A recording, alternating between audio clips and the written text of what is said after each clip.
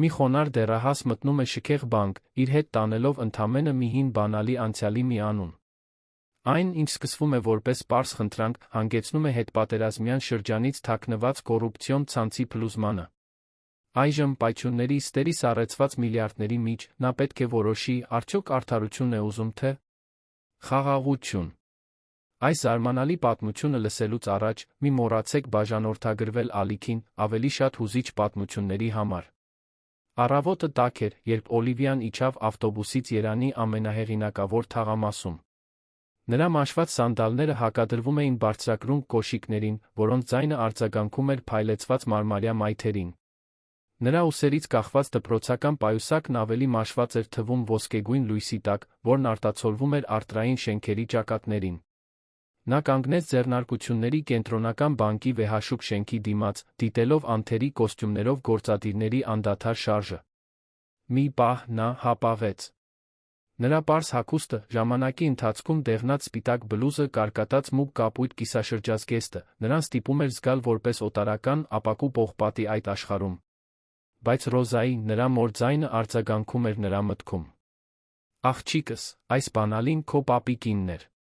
Եթե նա այն պահել է այսքան տարի, պետք է որ կարևոր պատճառ ունենա։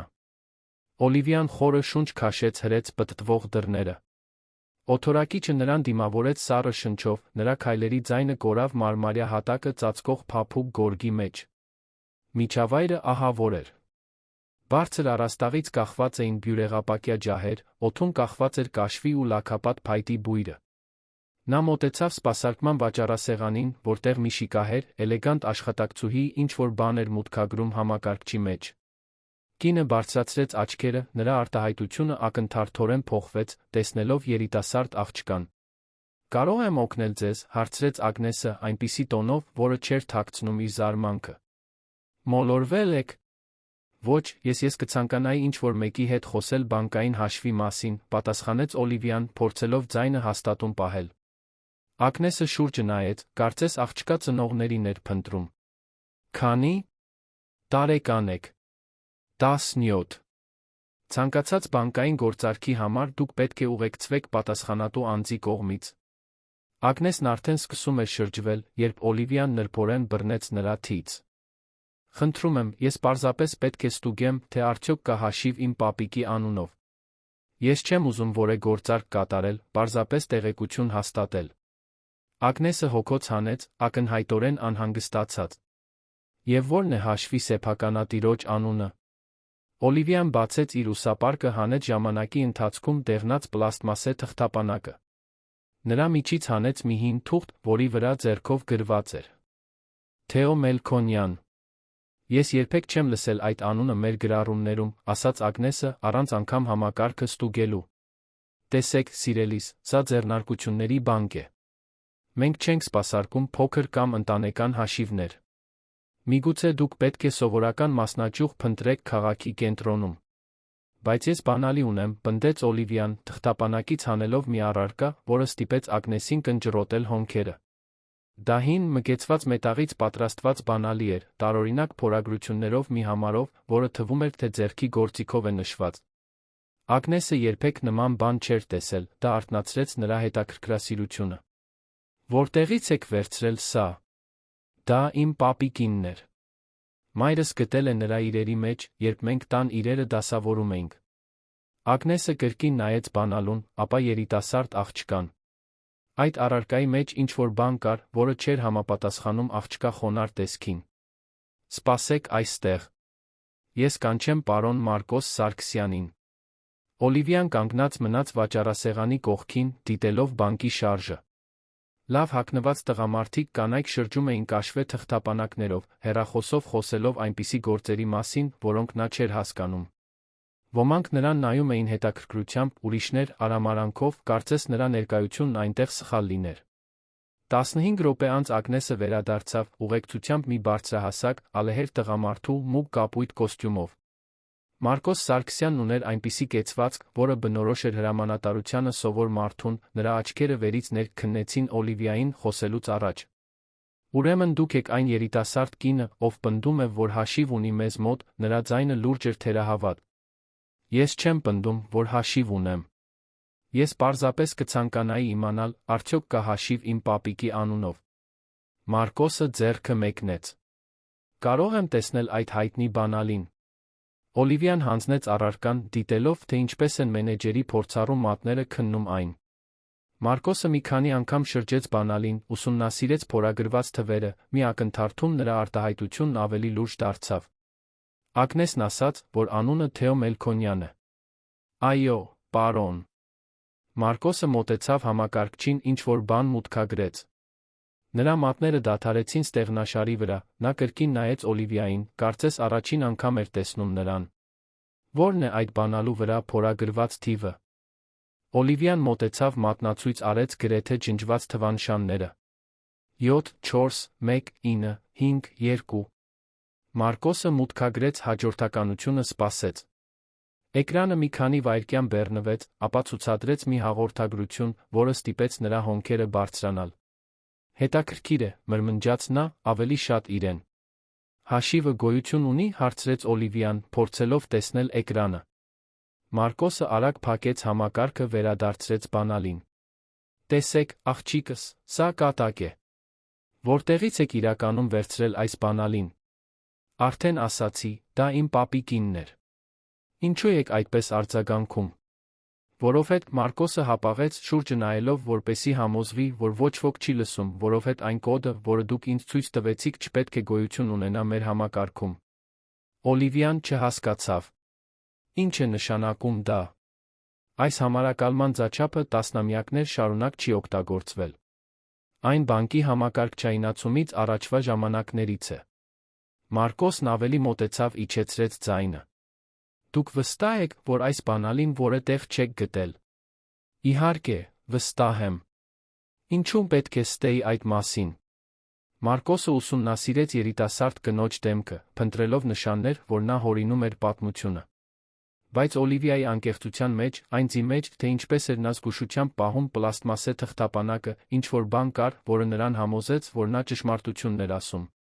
Եկեք ինձ հետ, ասաց նա վերջապես։ Մենք պետք է առանձին խոսենք։ Ագնեսը դիտեց նրանց, գնալով դեպի մասնավոր սպասարկման տարածք, ակնհայտորեն շփոթված իրավիճակի զարգացումից։ Մարկոսը Օլիվիային տարավ մի փոքրիկ սենյակ, ապակյա սեղանով, երկու կաշվե բազկաթոռներով։ Նստեք, խնդրում եմ։ Մարկոսը փակեց դուռը, ակտիվացրեց գաղտնիության համակարգը, որը թափանցիկ ապակիները դարձրեց անթափանց։ Այժմ պատմեք ինձ այն ամենը, ինչ գիտեք ձեր պապիկի մասին։ Օլիվիան խորը շունչ քաշեց, մտքերը կարգի բերելով։ Իրականում, ես երբեք նրան չեմ ճանաչել։ Մայրս ասում է, որ նա անհետացել է, երբ ինքը շատ փոքր էր։ Միակ բանը, որ մենք գիտենք, այն է, որ նա աշխատում էր կառավարությունում, ինչ-որ բան կապված հասարակական աշխատանքների հետ։ Իսկ այս բանալին մայրս գտել է կոշիկի տուփի մեջ, մի քանի հին փաստաթղթերի հետ միասին։ Նա կարծում էր, որ դա կարող է լինել պահարանից կամ նման բանից։ Մարկոսը հենվեց բազկաթոռին, մշակելով տեղեկությունները։ Օլիվիա, ես պետք է, որ դու հասկանաս, որ այն, ինչ ես քեզ կասեմ, չի կարող դուրս գալ այս սենյակից։ Երիտասարդ կինը գլխով արեց, զգալով, թե ինչպես է սիրտը արագանում։ Այդ բանալու կոդը համապատասխանում է մեր համակարգերում շատ հին մի ֆայլի։ Մի ֆայլի, որը, պաշտոնապես, այլս գոյություն չունի։ Ինչ է դա նշանակում։ Դա նշանակում է, որ ձեր պապիկը պարզապես սովորական պետական աշխատող չէր։ Մարկոսը դադար տվեց, կարծես որոշում էր, թե որքան կարող է բացահայտել։ Նա ներգրավված է շատ ավելի մեծ բանի մեջ, ինչ-որ բան, որը կարող է բացատրել, թե ինչու է նա անհետացել։ Օլիվիան զգաց, թե ինչպես է սարսուռն անցնում իր ողնաշարով։ Ինչ տեսակի ներգրավվածություն։ Մարկոսը վեր կացավ, մոտեցավ պատուհանին, դիտելով փողոցի շարժը։ Հետպատերազմյան տարիներին Հայաստանում վերակառուցման շրջան կար։ Շատ գումար շարժվեց ենթակառուցվածքների, հիվանդանոցների, դպրոցների համար։ Եվ իմ պապիկը մասնակցել է դրան։ Մեր հին գրառումների համաձայն, նա ոչ միայն մասնակցել է։ Նա եղել է այն մարդկանցից մեկը, ովքեր պատասխանատու էին ապահովելու համար, որ այդ միջոցները հասնեն ճիշտ նպատակակետերին։ Մարկոսը շրջվեց դեպի նա։ Բայց կային մարդիկ, ովքեր շահագրգռված էին այդ գումարի մի մասը շեղել իրենց անձնական շահի համար։ Օլիվիան սկսեց հասկանալ իրավիճակի լրջությունը։ Եվ նա բացահայտել է դա։ Ավելին, նա կարողացել է զգալի գումար պաշտպանել, այն անվտանգ պահելով մինչ իրական նպատակի համար օգտագործվելը։ Եվ այդ բանալին, դա այդ պաշտպանությանը հասանելիություն ստանալու միակ միջոցն է։ Լռություն տիրեց սենյակում, ընդհատվելով միայն դրսից եկող երթեկության խուլ ձայնով։ Օլիվիան նայեց իր ձեռքի բանալուն, զգալով այն պատասխանատվության ծանրությունը, որը չգիտեր, թե կրում էր։ Մարկոս, ասաց նա վերջապես, ինչ կլինի, եթե ես օգտագործեմ այս բանալին։ Մարկոսը վերադարձավ իր տեղը, դեմքը լի անհանգստությամբ։ Օլիվիա, նախքան ձեր հարցին պատասխանելը, ես պետք է ավելին իմանամ ձեր ներկայիս ընտանիքի մասին։ Որտեղ եք ապրում։ Արվարձանում, մորս հետ։ Նա աշխատում է որպես օրավարձով աշխատող։ Օլիվիան հապաղեց, շարունակելուց առաջ։ Մենք ֆինանսական դժվարություններ ունենք։ Իրականում, դաս մեկ պատճառ է, թե ինչու եմ ես եկել այստեղ։ Մենք հույս ունեինք, որ միգուցե կգտնվի ինչ-որ մոռացված գումար, որը կարող է օգնել մեզ։ Մարկոսը հասկացողաբար գլխով արեց։ Եվ ձեր մայրը գիտի, որ դուք այստեղ եք։ Այո, հենց նա է ինձ խրախուսել գալ։ Ասաց, որ եթե պապիկս այդ բանալին պահել է այսքան տարի, ապա այն կարող պետք է լինի։ Այդ պահին սենյակի դուռը նրբորեն բացվեց, Ագնեսը հայտնվեց լարված արտահայտությամբ։ Մարկոս, կներեք ընդհատելու համար, բայց ձեզ շտապ զանգ կա։ Ես զբաղված եմ, Ագնես։ Դա վարչական խորհրդից է։ Ասացին, որ հին արխիվների մասին է։ Մարկոսը Օլիվիան հայացքներ փոխանակեցին։ Զուգադիպությունը անհանգստացնող էր։ Կարող եք այստեղ փոխանցել, ասաց Մարկոսը մատնացույց անելով սեղանին դրված հեռախոսը։ Ագնեսը դուրս եկավ, մի քանի վայրկյան անց հեռախոսը զանգահարեց։ Մարկոսը զգուշությամբ պատասխանեց։ Սարգսյան։ Նա մի քանի պահ լսեց, դեմքն աստիճանաբար գունատվելով։ Հասկանում եմ։ Այո, պարոն։ Ես այնտեղ կլինեմ 15 րոպեից։ Նա անջատեց հեռախոսը մի քանի վայրկյան լռեց։ Օլիվիա, ես պետք է, որ դու հիմա դուրս գաս բանկից։ Ինչո՞վ։ Ինչ է կատարվում։ Հանկարծակի հետաքրքրություն է առաջացել բանկի հին արխիվների նկատմամբ։ Կարոր մարդիկ ուզում են իմանալ, թե արդյոք այսօր որևէ մեկը փորձել է մուտք գործել հին հաշիվների տեղեկություններ։ Օլիվիան զգաց, թե ինչպես է արյունը սառչում։ Նրանք գիտեն, որ ես այստեղ եմ։ Դեռ ոչ, բայց մենք չենք կարող ռիսկի դիմել։ Մարկոսը արագ վեր կացավ։ Լավ պահեք այս բանալին, ոչ ոքի մի պատմեք մեր խոսակցության մասին։ Նույնիսկ ձեր մորը, առնվազն առայժմ։ Մարկոս, ես վախենում եմ։ Նա մոտեցավ հայրական ձեռք դրեց երիտասարդ կնոջ ուսին։ Օլիվիա, ձեր պապիկը քաջ մարդ էր, ով ճիշտ բան արեց։ Բայց այն մարդը, ով ուզում էր խանգարել նրան, դեռ կենդանի է, դեռ ուժ ունի, դեռ փնտրում է այն, ինչ նա պաշտպանել է։ Ինչպես եք դա իմանում։ Որովհետև Մարկոսը հապաղեց, կարծես տարիներ շարունակ պահված գաղտնիք էր բացահայտում, ես ճանաչել եմ նրան։ Թեոն իմ մենթորն էր, երբ ես սկսեցի այստեղ աշխատել ավելի քան 20 տարի առաջ։ Օլիվիան լայն բացեց աչքերը։ Դուք ճանաչել եք իմ պապիկին։ Ճանաչել եմ, հիացել եմ նրանով։ Նա ազնիվ էր մի ժամանակաշրջանում, երբ դա վտանգավոր էր։ Մարկոսը մոտեցավ իր սեղանի կողպված դարակին հանեց մի դեղնած ծրար։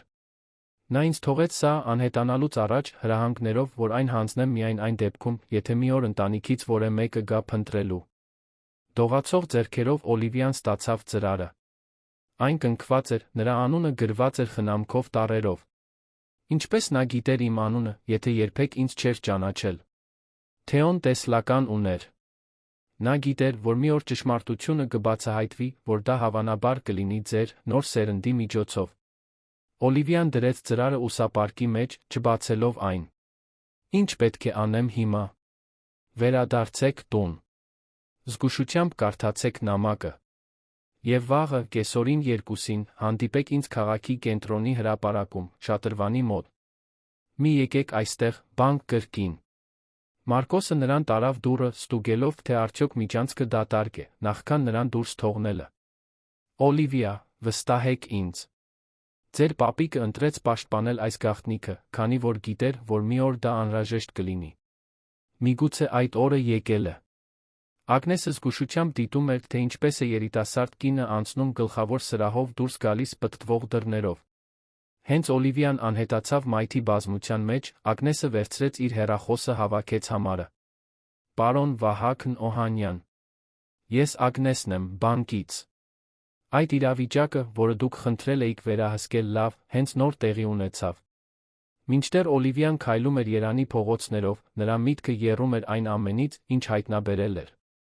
Ուսապարկի մեջի ծրարը կարծես այրում էր նրա մեջքը, նա հազիվ էր սպասում տուն հասնելուն այն կարդալուն։ Արվարձան վերադարձող ավտոբուսը լիքն էր, նա ստիպված էր կանգնած մնալ ողջ ճանապարհին։ Յուրաքանչյուր կանգառի ժամանակ նա նայում էր պատուհանից, տարօրինակ զգացումով, որ իրեն դիտում են։ Արդյոք իր երակայությունն էր իր հետ խաղում, թե՞ իրականում միս մեքենա էր հետում իրեն քաղաքի կենտրոնից։ Երբ վերջապես իջավ իր տան մոտակա կանգառում, հսկայական թեթություն զգաց։ Ծանոթ փողոցները, պարզ տները, մայթին խաղացող երեխաները, այդ ամենը նրան կրկին ապահով զգալ տվեց։ Ռոզան նրան սպասում էր դռան մոտ, դեմքին անհանգիստ ժպիտով։ Եվ ինչ, աղջիկս։ Ինչ-որ բան բացահայտել ես։ Մամ, դու չես հավատա, թե ինչ է կատարվել։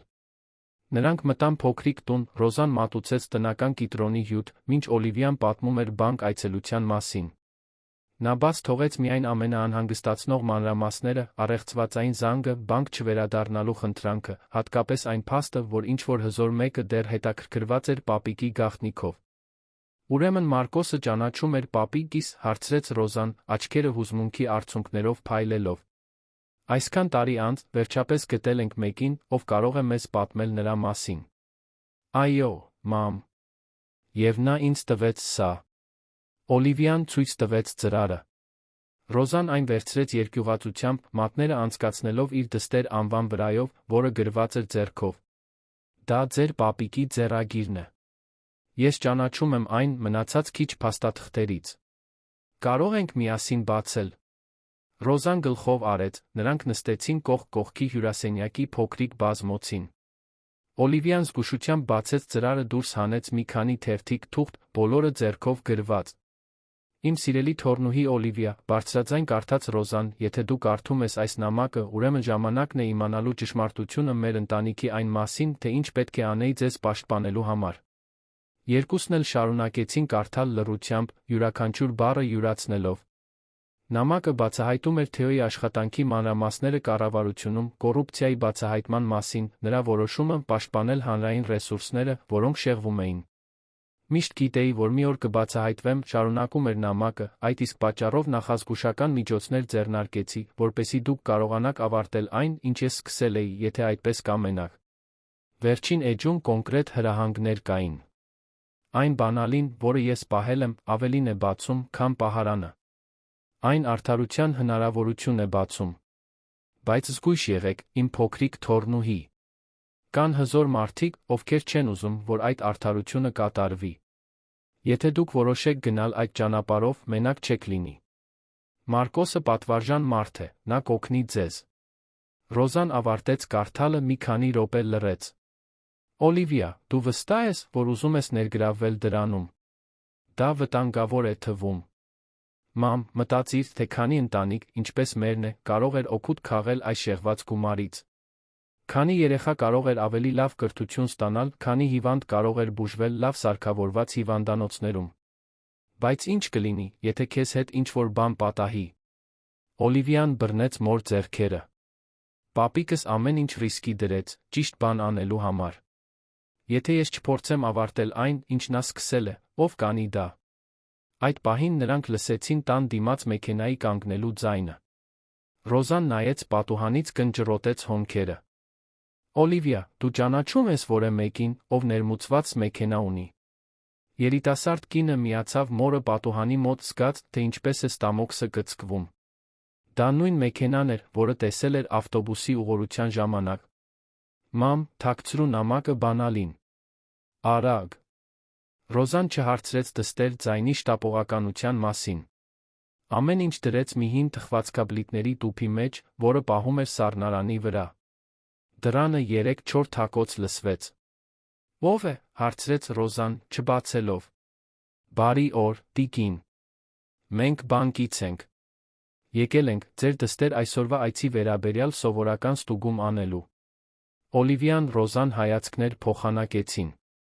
Մարկոսը հստակ ասել էր, որ բանկից ոչ ոք չգիտի իր այցի մասին։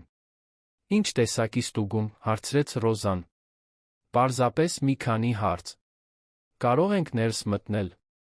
Օլիվիան մորը նշան արեց, դուռը չբացելու համար։ Անձայնորեն նա շարժվեց դեպի տան հետնամասը, որտեղ մի փոքրիկ դուռ կար, որը տանում էր դեպի հարանի բակը։ Մի ակնթարթ, խնդրում եմ, բարձր ասաց Ռոզան, ժամանակ շահելով։ Օլիվիան դանդաղ բացեց հետնամասի դուռը, դուրս եկավ բակ։ Նա արագ մագլցեց ցածր պատը, վազեց դեպի տիկին Սիրանուշի տունը, մի տարեց հարանուհի, ով միշտ բարի էր եղել իր ընտանիքի հետ։ Տիկին Սիրանուշ, շշնջաց նա, թակելով խոհանոցի պատուհանը, կարող եմ ձեր հեռախոսն օգտագործել։ Շտապ է։ Տիկինը բացեց պատուհանը, անհանգստացած, տեսնելով երիտասարդ կնոջ վիճակը։ Իհարկե, աղջիկս։ Ինչ-որ բան պատահել է։ Օլիվիան հավաքեց այն համարը, որը Մարկոսն արագ գրել էր մի թղթի վրա, իրենց խոսակցության ժամանակ։ Մարկոս։ Ես Օլիվիան եմ։ Մարդիկ կան, ովքեր ներկայանում են որպես բանկի աշխատակիցներ իմ տանը։ Ինչ պետք է անեմ։ Մարկոսի ձայնը լարված հնչեց գծի մյուս կողմից։ Օլիվիա, ուշադիր լսեք։ Այդ մարդիկ բանկից չեն։ Որտեղ եք դուք հիմա։ Հարանուհու, տիկին Սիրանուշի տանն եմ։ Կարողացա հետի կողմից դուրս գալ։ Հիանալի է։ Ձեր մայրը, ապա ով է։ Առայժմ նա խոսում է նրանց հետ դռան մոտ։ Բայց Մարկոս, ես շատ եմ վախենում։ Հանգստացեք, ես կլուծեմ դա։ Մնացեք այնտեղ, որտեղ կաք, մի վերադարձեք տուն, մինչ ես կրկին չզանգեմ։ Հասկացաք։ Այո, բայց… Օլիվիա, վստահեք ինձ։ Ձեր պապիկը վստահեց, հիմա ձեր հերթն է։ Զանգն ավարտվեց, Օլիվիան նայում էր հեռախոսին, կորած զգալով իրեն։ Տիկին Սիրանուշը հայտնվեց նրա կողքին, մեկ բաժակ երիցուկի թեյով։ Աղջիկս, ինչ է կատարվում։ Դուք գունատ եք։ Տիկին Սիրանուշ, կկարողանաք ինձ մի բարություն անել։ Հետեք իմ տանը ինձ տեղեկացրեք, երբ այդ մարդիկ հեռանան։ Տիկինը գլխով արեց ռազմավարական դիրք գրավեց պատուհանի մոտ, որտեղից փողոցը երում էր։ Օլիվիան նստեց խոհանոցի փոքրիկ սեղանին, փորձելով մտքերը կարգի բերել։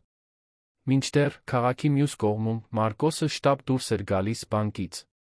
Իր տուն գնալու ճանապարհին նա մի քանի զանգ կատարեց հին կապերի, մարդկանց, ովքեր Թեոյի հետ աշխատել էին 1950-ականներին։ Արոն։ Ես Մարկոս Սարգսյանն եմ։ Այո, այսքան տարի անց։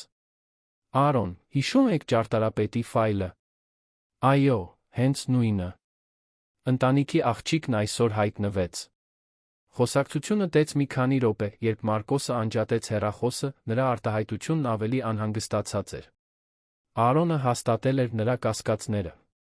Վահագ Նոհանյանը, այժմ Հայաստանի ամենահարուստ մարդկանցից մեկը, եղել էր 1950-ականներին վերակառուցման միջոցները շեղելու փորձի հիմնական մասնակիցներից մեկը։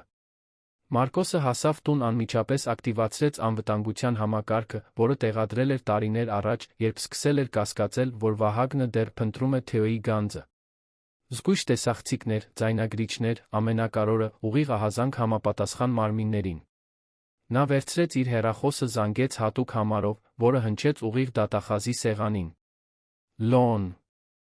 Ես Մարկոսն եմ։ Պետք է ակտիվացնեմ այն արձանագրությունը, որի մասին խոսել էինք 5 տարի առաջ։ Ճարտարապետի արձանագրությունը։ Մարկոս, վստահ եք։ Վստահ եմ։ Ժառանգորդուհին հայտնվեց, Վահագնն արդեն մոբիլիզացրել է իր մարդկանց։ Հասկանալի է։ Ես այնտեղ կլինեմ 20 րոպեից թիմով։ Մինչդեռ, Օլիվիայի տանը, Ռոզան շարունակում էր խոսել այցելուների հետ փակ դռան միջով։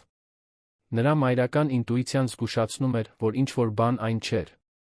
Տեսեք, պարոն Նայք, իմ դուստրը անչափահաս է։ Եթե դուք իսկապես բանկից եք, կարող եք վաղը վերադառնալ պաշտոնական փաստաթղթերով։ Տիկին, դա պարզապես արագ ստուգում է։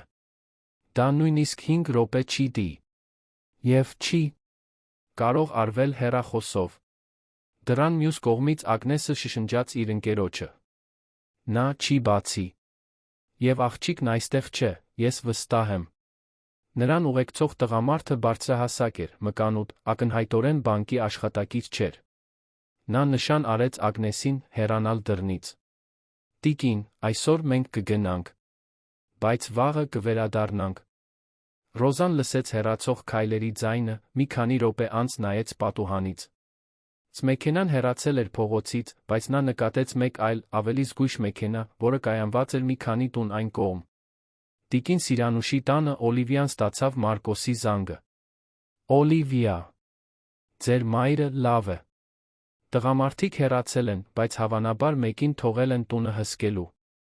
Ինչ է դա նշանակում։ Դա նշանակում է, որ Վահագն Օհանյանը ձեր մասին իմացել է շատ ավելի արագ, քան ես սպասում էի։ Ո՞վ է Վահագն Օհանյանը։ Մարկոսը դադար տվեց։ Օլիվիա, ես պետք է, որ դուք ձեր մայրը այսօր երեկոյան գաք իմ տուն։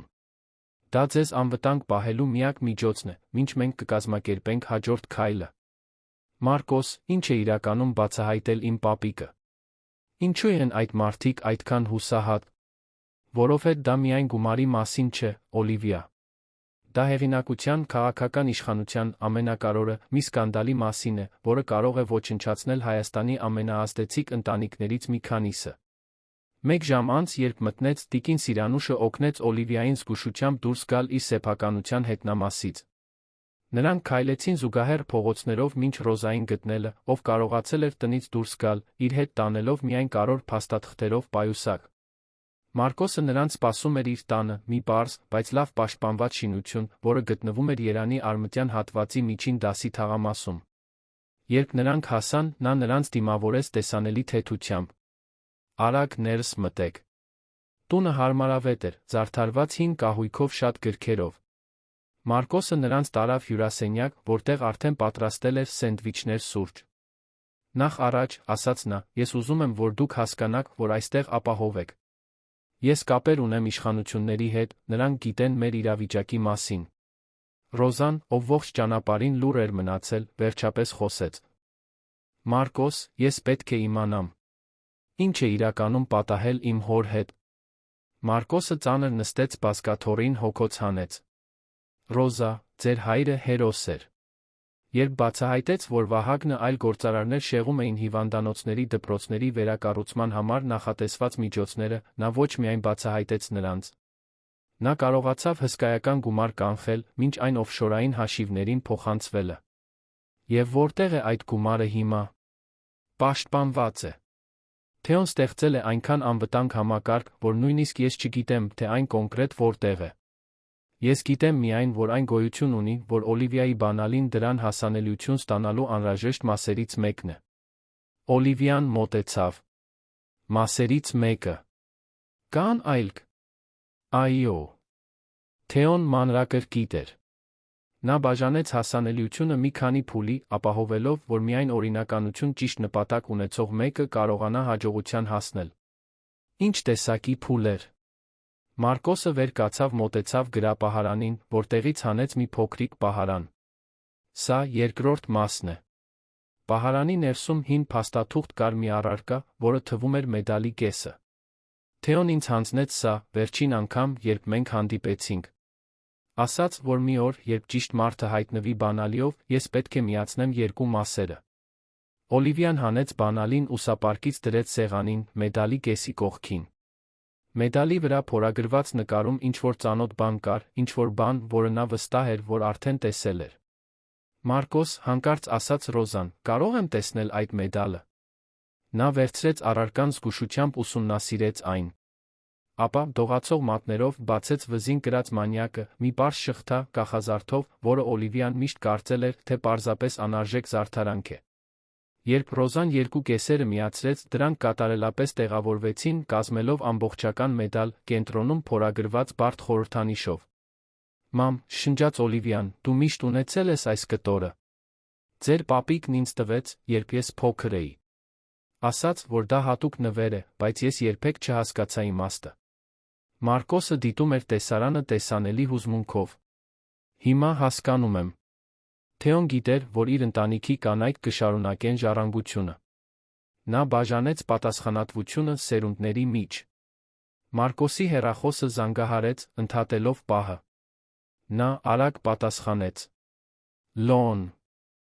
Այո, նրանք այստեղ են։ Հասկանում եմ։ Երբ։ Լավ, մենք պատրաստ կլինենք։ Նա անջատեց հեռախոսը, շրջվեց դեպի նրանց, լուրջ արտահայտությամբ։ Մենք խնդիր ունենք։ Վահագնը բացահայտել է, թե որտեղ եք։ Լոնն ասաց, որ կասկածելի շարժ կա իմ փողոցի շուրջը։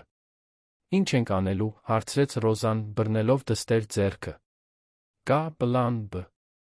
Թեոն կանխատեսել էր, որ դա կարող է պատահել։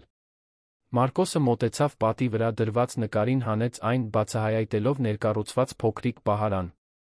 Այստեղ ներսում վերջնական վայրի հրահանգներն են։ Բայց երբ հասնենք այնտեղ, վերադարձ չի լինի։ Ինչու վերադարձ չի լինի։ Որովհետև երբ համակարգը ակտիվացվի, ողջ ճշմարտությունը կբացահայտվի։ Ձեր պապիկի կողմից պաշտպանված փաստաթղթերը կհրապարակվեն մամուլում, իշխանություններում, հանրությանը։ Վահագնը կոռուպցիայի մեջ ներգրավված բոլորը կբացահայտվեն։ Օլիվիան նայեց մորը, ապա Մարկոսին։ Իսկ ինչ կլինի, եթե մենք ոչինչ չանենք։ Վահագնը երբեք չի դադարի փնտրել։ Դուք երբեք ապահով չեք լինի, անարդարությունը կշարունակի մնալ անպատիժ։ Այդ պահին նրանք լսեցին մոտեցող մեքենաների ձայնը։ Մարկոսը զգուշությամբ նայեց պատուհանից, տեսավ 3 մեքենա, որոնք կայանվում էին փողոցում։ Հիմա կամ երբեք, ասաց նա, վերցնելով իր մեքենայի բանալիները ավտոտնակից։ Մենք հետի կողմից ելք ունենք, բայց պետք է անմիջապես դուրս գանք։ Ռոզան Օլիվիան հայացքներ փոխանակեցին։ Մի քանի վայրկյանի ընթացքում նրանց բոլոր խաղաղ կյանքերը վերածվել էին վտանգավոր արկածի, որը կարող էր փոխել ոչ միայն իրենց սեփական կյանքերը, այլ տասնամյակներ առաջ կոռուպցիայից տուժած հազարավոր մարդկանց կյանքերը։ Մարկոս, ասաց Օլիվիան, վճռականությամբ, որը զարմացրեց նրան, ցույց տվեք մեզ, թե ինչ էր ուզում պապիկս, որ մենք անենք։ Մարկոսը նրանց արագ տարավ խոհանոցով դեպի ավտոտնակ, որն ուղիղ ելք ուներ դեպի զուգահեռ փողոց։ Անձայնորեն շարժվելիս նա շշուկով բացատրեց Թեոյի պլանը։ Ձեր պապիկն ընտրել է հատուկ վայր, փաստաթղթերը միջոցներին հասանելիությունը պահելու համար։ Մի վայր, որտեղ Վահագնը երբեք չէր մտածի փնտրել։ Որտեղ, հարցրեց Ռոզան, օգնելով Օլիվիային տանել ուսապարկը։ Մետրոպոլիտենի սոցիալական հիմնադրամի հին շտաբում, պատմական կենտրոնում։ Շենքը տարիներ շարունակ լքված է եղել, բայց Թեոն գաղտնի սենյակ է ստեղծել նկուղում։ Նրանք նստեցին մեքենան, Մարկոսը զգուշությամբ վարեց երկրորդական փողոցներով, միշտ ստուգելով, թե արդյոք իրենց չեն հետում։ Օդում լարվածությունը շոշափելի էր, Օլիվիան զգում էր, թե ինչպես է սիրտը արագանում յուրաքանչյուր ստվերից, որը շարժվում էր մթության մեջ։ Մարկոս, ասաց նա, եթե մենք կարողանանք ակտիվացնել այն, ինչ պատրաստել է իմ պապիկը, ինչ կոնկրետ կկատարվի։ Բոլոր փաստաթղթերը, որոնք ապացուցում են միջոցների շեղումը, ավտոմատ կերպով կուղարկվեն Հայաստանի գլխավոր թերթերին, դատախազություն կոռուպցիայի դեմ պայքարի միջազգային կազմակերպություններին։ Իսկ գումարը։ Այն կփոխանցվի անկախ կազմակերպության կողմից կառավարվող հանրային հիմնադրամին, որը հատուկ նախատեսված է սոցիալական ծրագրերի, կրթության, առողջապահության համար։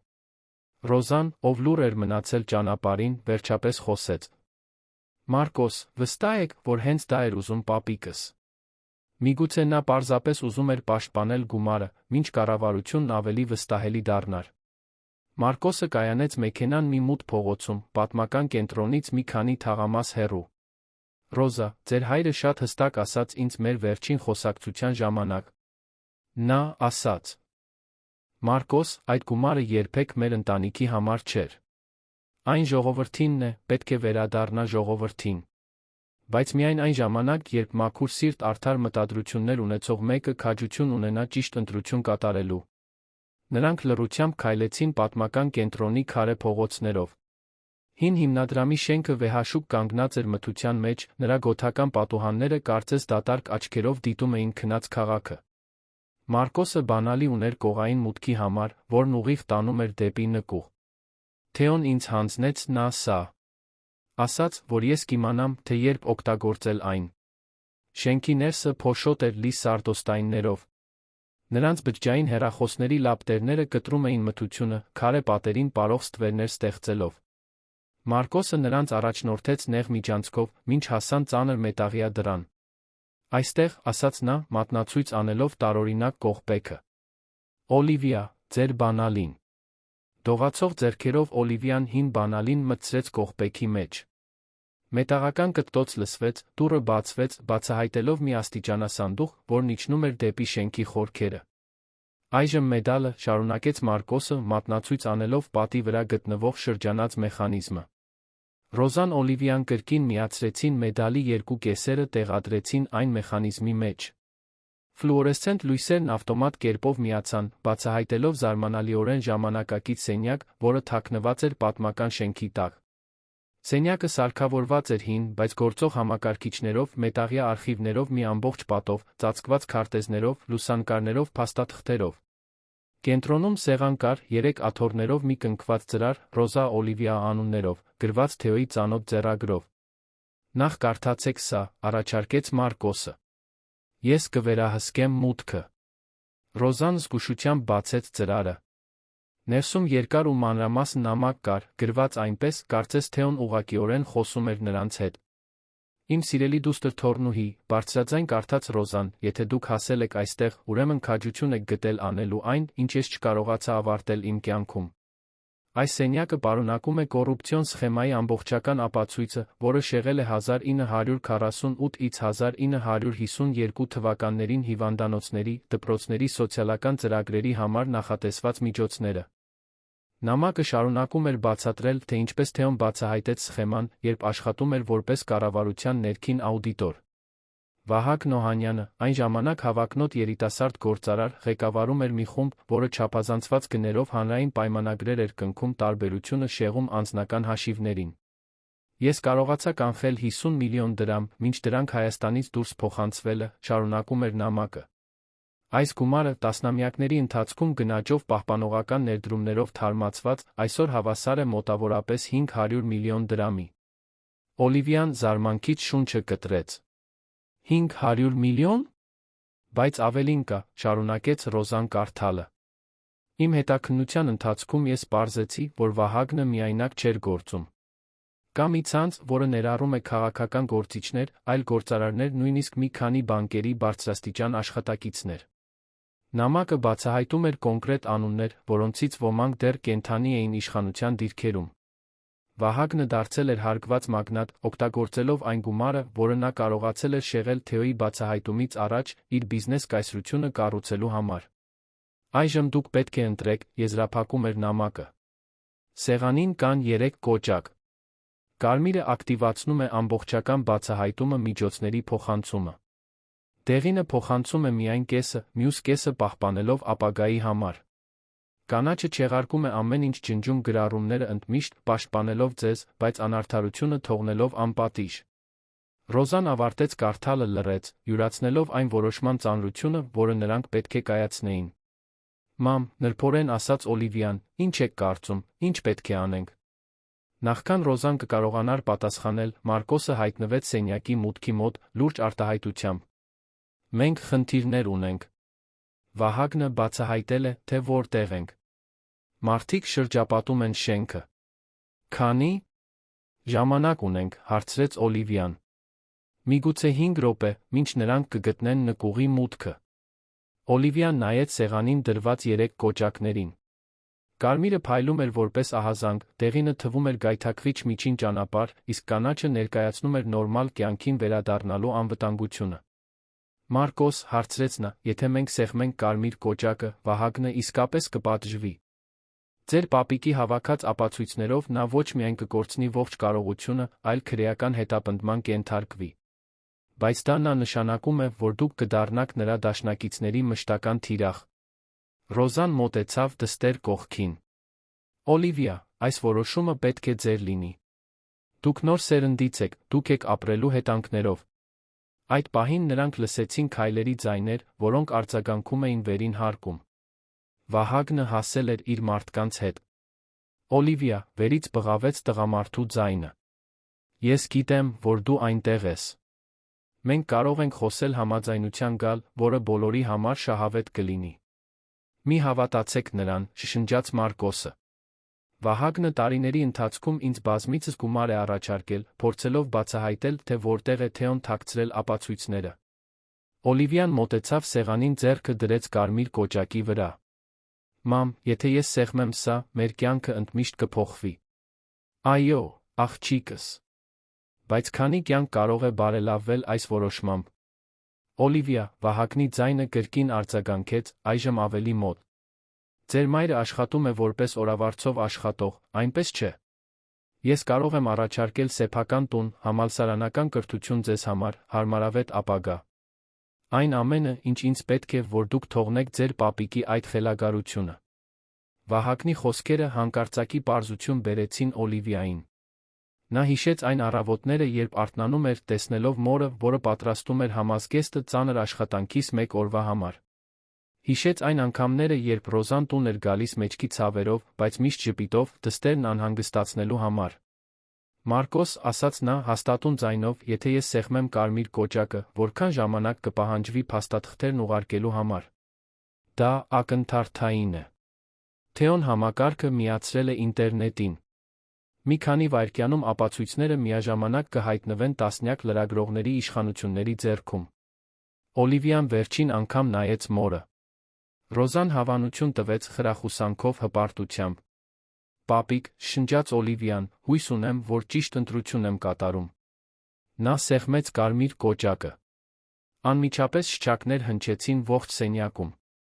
Կարմիր լույսերը թարթեցին, համակարգչային ձայնը հայտարարեց. Սոցիալական արդարության արձանագրությունը ակտիվացված է։ Փաստաթղթերը փոխանցվում են։ Միջոցների փոխանցումը սկսվել է։ Վերում Վահագնը բղավեց զայրույթից, հասկանալով, թե ինչ էր կատարվել։ Դուք չգիտեք, թե ինչ արեցիք։ Դուք պարզապես ոչնչացրեցիք կարոր ընտանիքներ։ Մարկոսը ժպտաց առաջին անգամ ժամեր շարունակ։ Ոչ, Վահագն։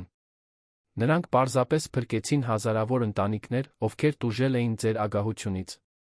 Սենյակը սկսեց իր էկրաններին ցուցադրել փաստաթղթերը, որոնք ուղարկվում էին իրական ժամանակում։ Թերթեր, հեռուստաընկերություններ, դատախազություն, միջազգային կազմակերպություններ, բոլորը միաժամանակ ստանում էին տասնամյակների կոռուպցիայի անհերքելի ապացույցներ։ Օլիվիան ծանր նստեց աթոռին, վերջապես հասկանալով այն ամենի մեծությունը, ինչ նրանք արել էին։ Մի քանի րոպեի ընթացքում հարյուրավոր միլիոնավոր դրամներ կվերաուղղորդվեին այնպիսի ծրագրերի, որոնք իսկապես կօգնեին այնպիսի մարդկանց, ինչպիսին ինքն ու իր մայրն էին։ Մարկոս, ասաց նա, հիմա ինչ կլինի մեզ հետ։ Մարկոսը մոտեցավ համակարգիչներից մեկին, որը շարունակում էր ցուցադրել փոխանցումների ընթացքը։ Օլիվիա, Լոնը ճանապարհին է անվտանգության թիմով։ Դուք կլինեք պաշտոնական պաշտպանության ներքո, մինչ այս իրավիճակը լուծվի։ Իսկ Վահագնը։ Ձեր պապիկի հավաքած ապացույցներով նա ոչ միայն կկորցնի ողջ կարողությունը, այլ քրեական հետապնդման կենթարկվի։ Բայց դա նշանակում է, որ դուք կդառնաք նրա դաշնակիցների մշտական թիրախ։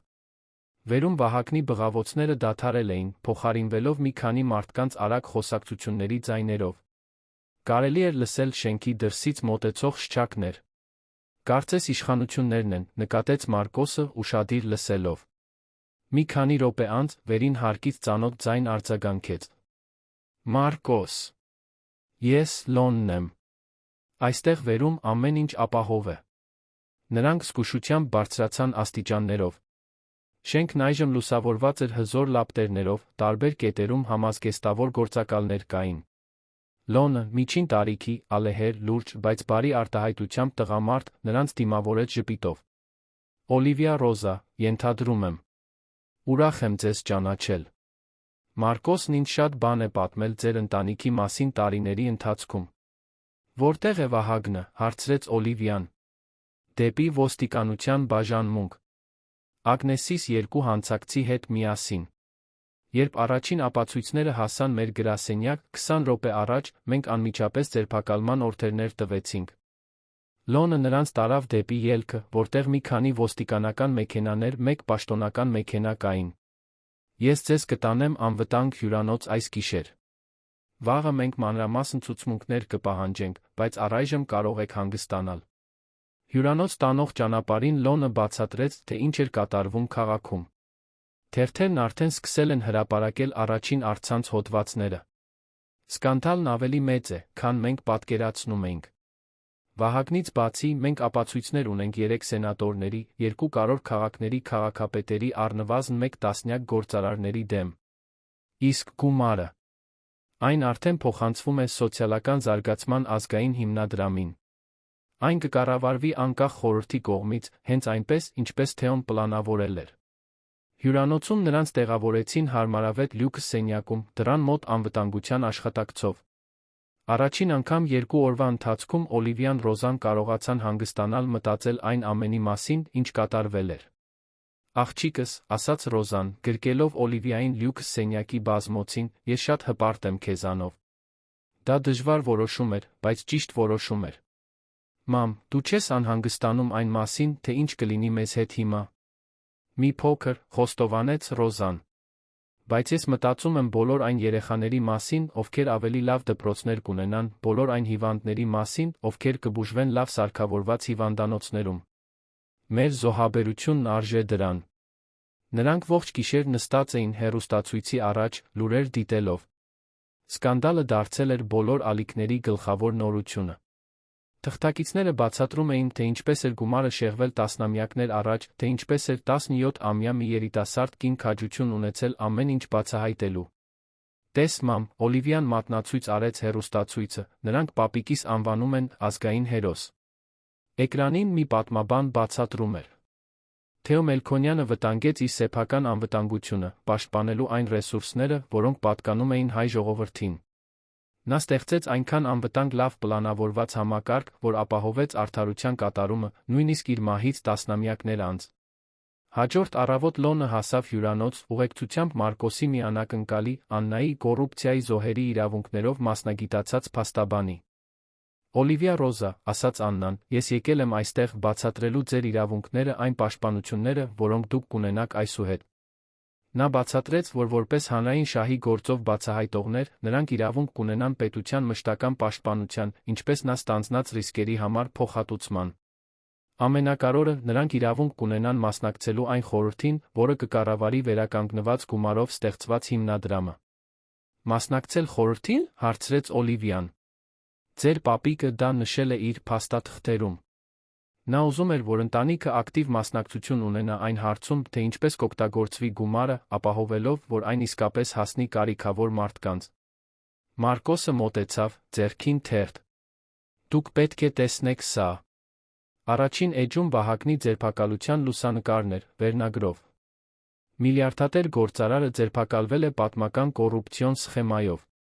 Հոդվածը մանրամասնում էր, թե ինչպես էր նա կառուցել իր կայսրությունը, օգտագործելով սոցիալական ծրագրերից շեղված գումարը։ Եվ ավելին կա, շարունակեց Մարկոսը, շրջելով ներքին էջը։ Մի քանի ընկերություններ արդեն հայտարարել են, որ կխզեն պայմանագրերը Վահագնի հետ։ Նրա կայսրությունը փլուզվում է ժամերի ընթացքում։ Աննան ժպտաց։ Արդարությունը երբեմն դանդաղ է, բայց երբ գալիս է, վերջնական է։ Լոնը վեր կացավ, մոտեցավ պատուհանին, որտեղից քաղաքը երում էր։ Օլիվիա, Ռոզա, ես կցանկանայի, որ դուք իմանաք, որ այս դեպքը կփոխի, թե ինչպես ենք մենք հետաքննում կոռուպցիան Հայաստանում։ Թեոյի ստեղծած համակարգը կօգտագործվի որպես մոդել այլ նմանատիպ իրավիճակների համար։ Ինչպես է դա, հարցրեց Ռոզան։ Մենք կստեղծենք ազգային արձանագրություն, հիմնված նրա աշխատանքի վրա։ Երբ մենք բացահայտնենք կոռուպցիոն սխեմաներ, մենք կունենանք անվտանգ արագ միջոց, ռեսուրսները պաշտպանելու մեղավորներին բացահայտելու համար։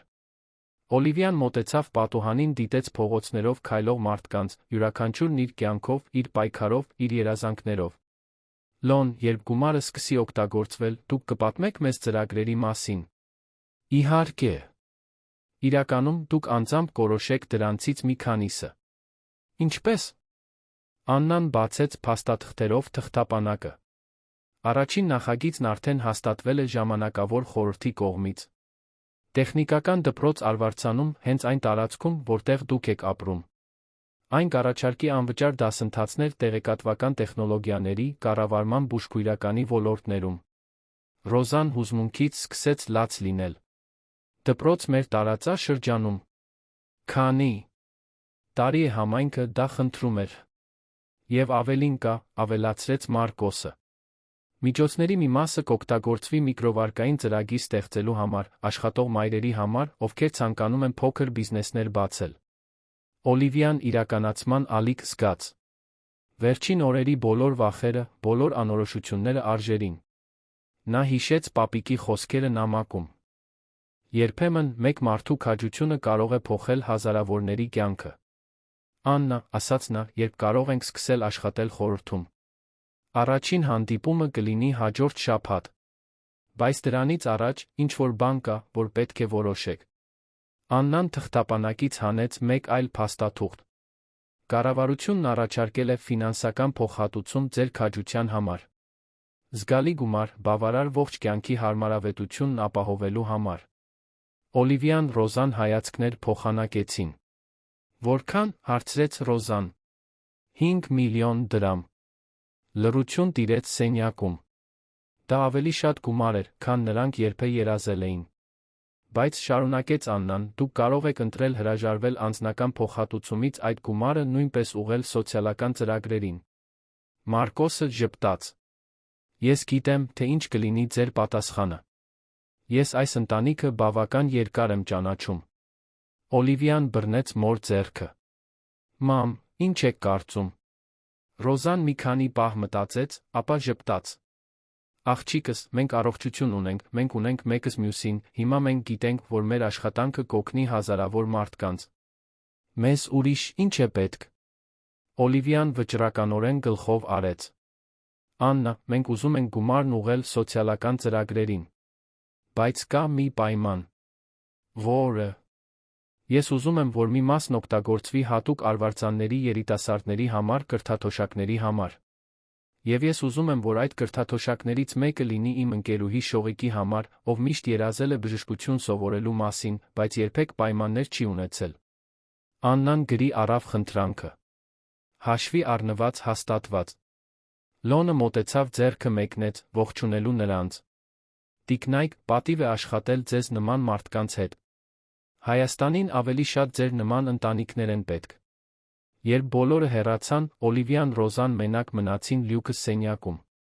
Պատուհանից նրանք կարող էին տեսնել քաղաքը, որն արթնանում էր մեկ օրվա համար, բայց հիմա նրանք գիտեին, որ դա տարբեր օր կլինի հազարավոր մարդկանց համար։ Մամ, ասաց Օլիվիան, գրկելով Ռոզային Լյուկս սենյակի բազմոցին, հավատում ես, որ 2 օրում մեր կյանքը լիովին փոխվեց։ Փոխվեց, աղջիկս։ Բայց փոխվեց դեպի լավը։ Եվ ոչ միայն մեզ համար։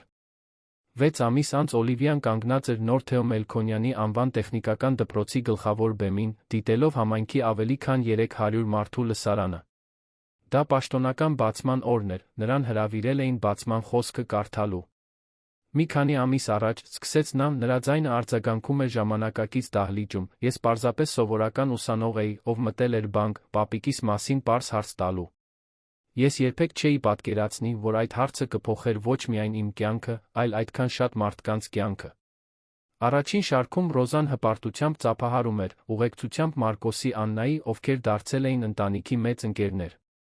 Նրանց կողքին էր Շողիկը, այժմ համազգեստով, որպես պետական համալսարանի բժշկության ուսանողուհի, հիմնադրամի կողմից ստեղծված առաջին կրթաթոշակներից մեկի շահառուն։ Իմ պապիկ Թեոն միշտ հավատում էր, որ կրթությունը աղքատության շրջանը կոտրելու բանալին է, շարունակեց Օլիվիան։ Այս դպրոցն ապացույցն է այն բանի, որ երբ մենք ճիշտ ընտրություններ ենք կատարում, նույնիսկ եթե դրանք դժվար են, մենք կարող ենք ավելի լավ ապագա ստեղծել բոլորի համար։ Դահլիճը ծափահարություններով պայթեց։ Օլիվիան իջավ բեմից, դիմավորվեց հարանների, ընկերների այն մարդկանց գրկախառնություններով, ում նա ճանաչել էր հիմնադրամի խորհրդում իր աշխատանքի միջոցով։ Արարողությունից հետո նա Ռոզան քայլեցին դպրոցի միջանցքներով, դիտելով ժամանակակից համակարգիչներով սարքավորված դասասենյակները, գիտական լաբորատորիաները, նոր գրքերով լի գրադարանը։ Աղջիկս, ասաց Ռոզան, կանգ առնելով պատի վրա դրված ցուցանակի դիմաց, տես սա։ Ցուցանակի վրա գրված էր. Ռոզա Օլիվիա Մելքոնյանի սենյակ, նվիրված քաջ կանանց, ովքեր պայքարում են սոցիալական արդարության համար։ Նրանք մեր անունը սենյակում են դրել, զարմացած հարցրեց Օլիվիան։ Մարկոսը մոտեցավ հետից։ Դա դպրոցի խորհրդի գաղափարն էր։ Նրանք ուզում են, որ ուսանողները միշտ հիշեն, որ սովորական մարդիկ կարող են արտասովոր բաներ անել։ Նրանք շարունակեցին շրջայցը մինչ համակարգչային լաբորատորիա հասնելը, որտեղ գտան Պետրոսին, 16-ամյա երիտասարդի, ով առաջին ուսանողներից մեկն էր։ Օլիվիա, բացականչեց նա, վեր կենալով համակարգչից։ Դուք պետք է տեսնեք, թե ինչ եմ ես ծրագրավորում։ Պետրոսը ստեղծել էր հավելված, որը կարիքավոր ընտանիքներին կապում էր առկա սոցիալական ծրագրերի հետ։ Գաղափարն այն է, որ ոչ ոք այլս հնարավորություններ չկորցնի տեղեկատվության պակասի պատճառով, բացատրեց նա խանդավառությամբ։ Դա զարմանալի է, Պետրոս, ասաց Օլիվիան, իսկապես տպավորված։ Դուք մտածում եք ձեր նախագիծը ներկայացնել սոցիալական նորարարությունների հիմնադրամին, որը մենք ստեղծել ենք։ Երիտասարդի աչքերը փայլեցին։ Իսկապես կարող եմ։ Իհարկե։ Իրականում դուք նախագիծը կներկայացնեք խորհրդի հաջորդ հանդիպմանը։ Երբ նրանք դուրս էին գալիս դպրոցից, Աննան միացավ նրանց, ձեռքին թղթապանակ։ Օլիվիա, Ռոզա, ես որոշ թարմացումներ ունեմ հիմնադրամի մյուս նախագծերի վերաբերյալ։ Մեքենա գնալու ճանապարհին Աննան զեկուցեց առաջընթացի մասին, 3 նոր առողջապահական կենտրոն էր բացվել մայրաքաղաքի շրջակայքում, մասնագիտական վերապատրաստման ծրագիրը պատրաստել էր ավելի քան 1000 մարդ, միկրովարկային ծրագիրը օգնել էր 200 մայրերի փոքր բիզնեսներ բացել։ Իսկ Վահագնը, հարցրեց Օլիվիան, թե գիտեր, որ դա պարբերաբար տվող հարց էր։ 15 տարվա ազատազրկում։ Նրա բոլոր ունեցվածքը բռնագրավվել է, վաճառվում է աճուրդով։ Հավաքված գումարն ուղիղ հիմնադրամ է գնում։ Մարկոսը ժպտաց։ Արդարությունը երբեմն դանդաղ է, բայց երբ գալիս է, ամբողջական է։ Նրանք հասան այն տունը, որտեղ այժմ ապրում էին Օլիվիան, Ռոզան, մի պարզ, բայց հարմարավետ շինություն, որն առաջարկվել էր կառավարության կողմից, որպես պաշտպանության միջոցառումների մաս։ Տունը գտնվում էր անվտանգ թաղամասում, բայց դեռ արվարձանում, քանի որ նրանք պնդել էին մնալ իրենց համայնքին մոտ, որը միշտ եղել է իրենց տունը։ Հետնաբակում մի փոքրիկ բանջարանոց կար, որը Ռոզան խնամքով էր մշակում, մի փայտյա սեղան, որտեղ նրանք սովորաբար նախաճաշում էին, դիտելով փողոցի շարժը։ Մարկոս, ասաց Օլիվիան, նստելով պատշգամբում, երբեմն դեռ չեմ հավատում, որ այս ամենը կատարվեց։ Հավատացեք։ Եվ իմացեք, որ ձեր պապիկը չափազանց հպարտ կլիներ։ Աննան բացեց թղթապանակը, հանեց մի պաշտոնական փաստաթուղթ։ Իրականում, կաս մի բան, որ պետք է իմանաք։ Հանրապետության նախագահն այսօր հրամանագիր է ստորագրել, ստեղծելով Թեո Մելքոնյանի անվան քաղաքացիական քաջության ազգային մրցանակը։ Ինչ է դա նշանակում, հարցրեց Ռոզան։ Դա նշանակում է, որ ամեն տարի անարդարության դեմ պայքարում արտասովոր քաջություն դրսևորող մարդիկ կստանան ազգային ճանաչում, ձեր հոր պապի անունով։ Օլիվիան հուզվեց։ Պապիկիս անունը կոգեշնչի ուրիշներին։ Հենց այդպես։ Եվ դուք երկուստ էլ կլինեք այն հանձնաժողովի մաս, որը կընտրի մրցանակակիրներին։ Այդ պահին Օլիվիայի հեռախոսը զանգահարեց։ Դա Լոնն էր, զանգահարում էր դատախազության գրասենյակից։ Օլիվիա, ես նորություն ունեմ, որը ձեզ կհետաքրքրի։ Մենք հենց նոր զանգ ստացանք մեկ այլ մարզից մի երիտասարդից։ Նա իր մահացած պապի տանը հին փաստաթղթեր է գտել, կարծում է, որ կարող է լինել կոռուպցիոն սխեմա, նման այն բանին, ինչ դուք բացահայտել եք։ Իսկապես։ Այո։ Եվ նա ասաց, որ ոգեշնչվել է ձեր պատմությունից, դիմելու իշխանություններին։ Կցանկանաք նրան ուղղորդել, թե ինչպես վարվել։ Օլիվիան նայեց մորը, ով հավանություն տվեց խրախուսանքով։ Իհարկե, Լոն։ Տվեք նրա կոնտակտը։ Մենք կօգնենք այն ամենով, ինչ հնարավոր է։ Երբ նա անջատեց հեռախոսը, Ռոզան բռնեց դստեր ձեռքը։ Տեսաք։ Ձեր պապիկի աշխատանքը շարունակվում է ձեր միջոցով։ Արը սկսում էր մայր մտնել, երկինքը նկարելով նարնջագույն վարդագույն գույներով։ Փողոցում երեխաները ֆուտբոլ էին խաղում, կարելի էր լսել որոշ տներից եկող երաժշտության ձայնը։ Կյանքն արվարձանում շարունակվում էր, բայց այժմ ավելի շատ հույսով, ավելի շատ հնարավորություններով։ Մամ, ասաց Օլիվիան, դիտելով փողոցի շարժը, հիշում ես, երբ դու ասում էիր, որ մի օր ամեն ինչ կբարելավվի։ Հիշում եմ։ Դրանք իսկապես բարելավվեցին, այնպես չէ։ Ռոզան ժպտաց, գրկեց դստերը։ Այո, բայց ոչ պատահականորեն։ Դրանք բարելավվեցին, որովհետև դու քաջություն ունեցար կատարել դժվար ընտրություն։ Մարկոսը Աննան պատրաստվեցին հեռանալ, բայց նախքան դա Մարկոսը նվեր տվեց Օլիվիային մի փոքրիկ ոսկեգույն բանալի։ Ինչ է սա։ Բնակարանային ծրագրի առաջին տան խորհրդանշական բանալին, որը մենք ստեղծում ենք հիմնադրամի մի մասով։ Դուք կհանձնեք այն առաջին շահառու ընտանիքին հաջորդ շաբաթ։ Օլիվիան բռնեց բանալին, մտածելով, թե ինչպես էր այդքան փոքր առարկան փոխել այդքան շատ կյանքեր։ Պապիկի բանալին բացել էր ավելին, քան պահարանը։ Այն բացել էր հնարավորությունների ապագա։ Ընկերների հեռանալուց հետո մայրն ու դուստրը մենակ մնացին պատշգամբում, դիտելով, թե ինչպես են առաջին աստղերը հայտնվում երկնքում։ Օլիվիա, նրբորեն ասաց Ռոզան, եթե կարողանայի ժամանակի մեջ հետ գնալ, նույն ընտրությունը կանեիր։ Օլիվիան մի քանի պահ մտածեց, հիշելով այն բոլոր վախերը, բոլոր անորոշությունները, որոնք զգացել էր։ Ապա ժպտաց. Առանց հապաղելու, մամ։ Առանց հապաղելու։ Այդ գիշեր, քնելուց առաջ, Օլիվիան գրեց իր օրագրում սովորություն, որը ձեռք էր բերել բանկում տեղի ունեցած իրադարձություններից ի վեր։ Սիրելի օրագիր, այսօր ես հասկացա, որ պապիկս մեզ միայն նյութական ժառանգություն չի թողել։ Նա մեզ թողել է քաջության ազնվության օրինակ։ Եվ հիմա ես հասկանում եմ, որ մեր պատասխանատվությունը միայն այդ օրը ճիշտ ընտրություն կատարելը չէր, այլ ամեն օր ճիշտ ընտրություններ շարունակելը։ Արդարության համար աշխատանքը երբեք չի ավարտվում, այն պարզապես փոխվում է շարունակվում նոր մարդկանց, նոր սերունդների միջոցով։ Նա փակեց օրագիրը, նայեց սենյակի պատուհանից։ Դրսում քաղաքը խաղաղ քնած էր, բայց Օլիվիան գիտեր, որ ինչ-որ տեղ ուրիշ մարդիկ պայքարում էին արդարության համար, ոգեշնչված միգուցե այն պատմությունից, որը նա իր ընտանիքն ապրել էին։ Իր կոմոդի վերջին դարակում, խնամքով պահված, դրված էր պապի բնօրինակ բանալին, այժմ խորհրդանիշ այն բանի, որ երբեմն ամենաանհավանական մարդիկ կարող են կատարել ամենակարևոր փոփոխությունները։ Եվ իր սրտում Օլիվիան կրում էր այն հավատը, որ նա պատվել էր Թեո Մելքոնյանի հիշատակը, որ նրա ժառանգությունը կշարունակեր ապրել հիմնադրամի նախագծերով փոխված յուրաքանչյուր կյանքի, նոր դպրոցում կրթություն ստացած յուրաքանչյուր երիտասարդի, սոցիալական ծրագրերից օգուտ քաղած յուրաքանչյուր ընտանիքի միջոցով։ Արդարությունը դանդաղ էր եղել, բայց եկել էր։ Եվ դրա հետ մեկտեղ ավելի լավ ապագայի հույս բոլորի համար։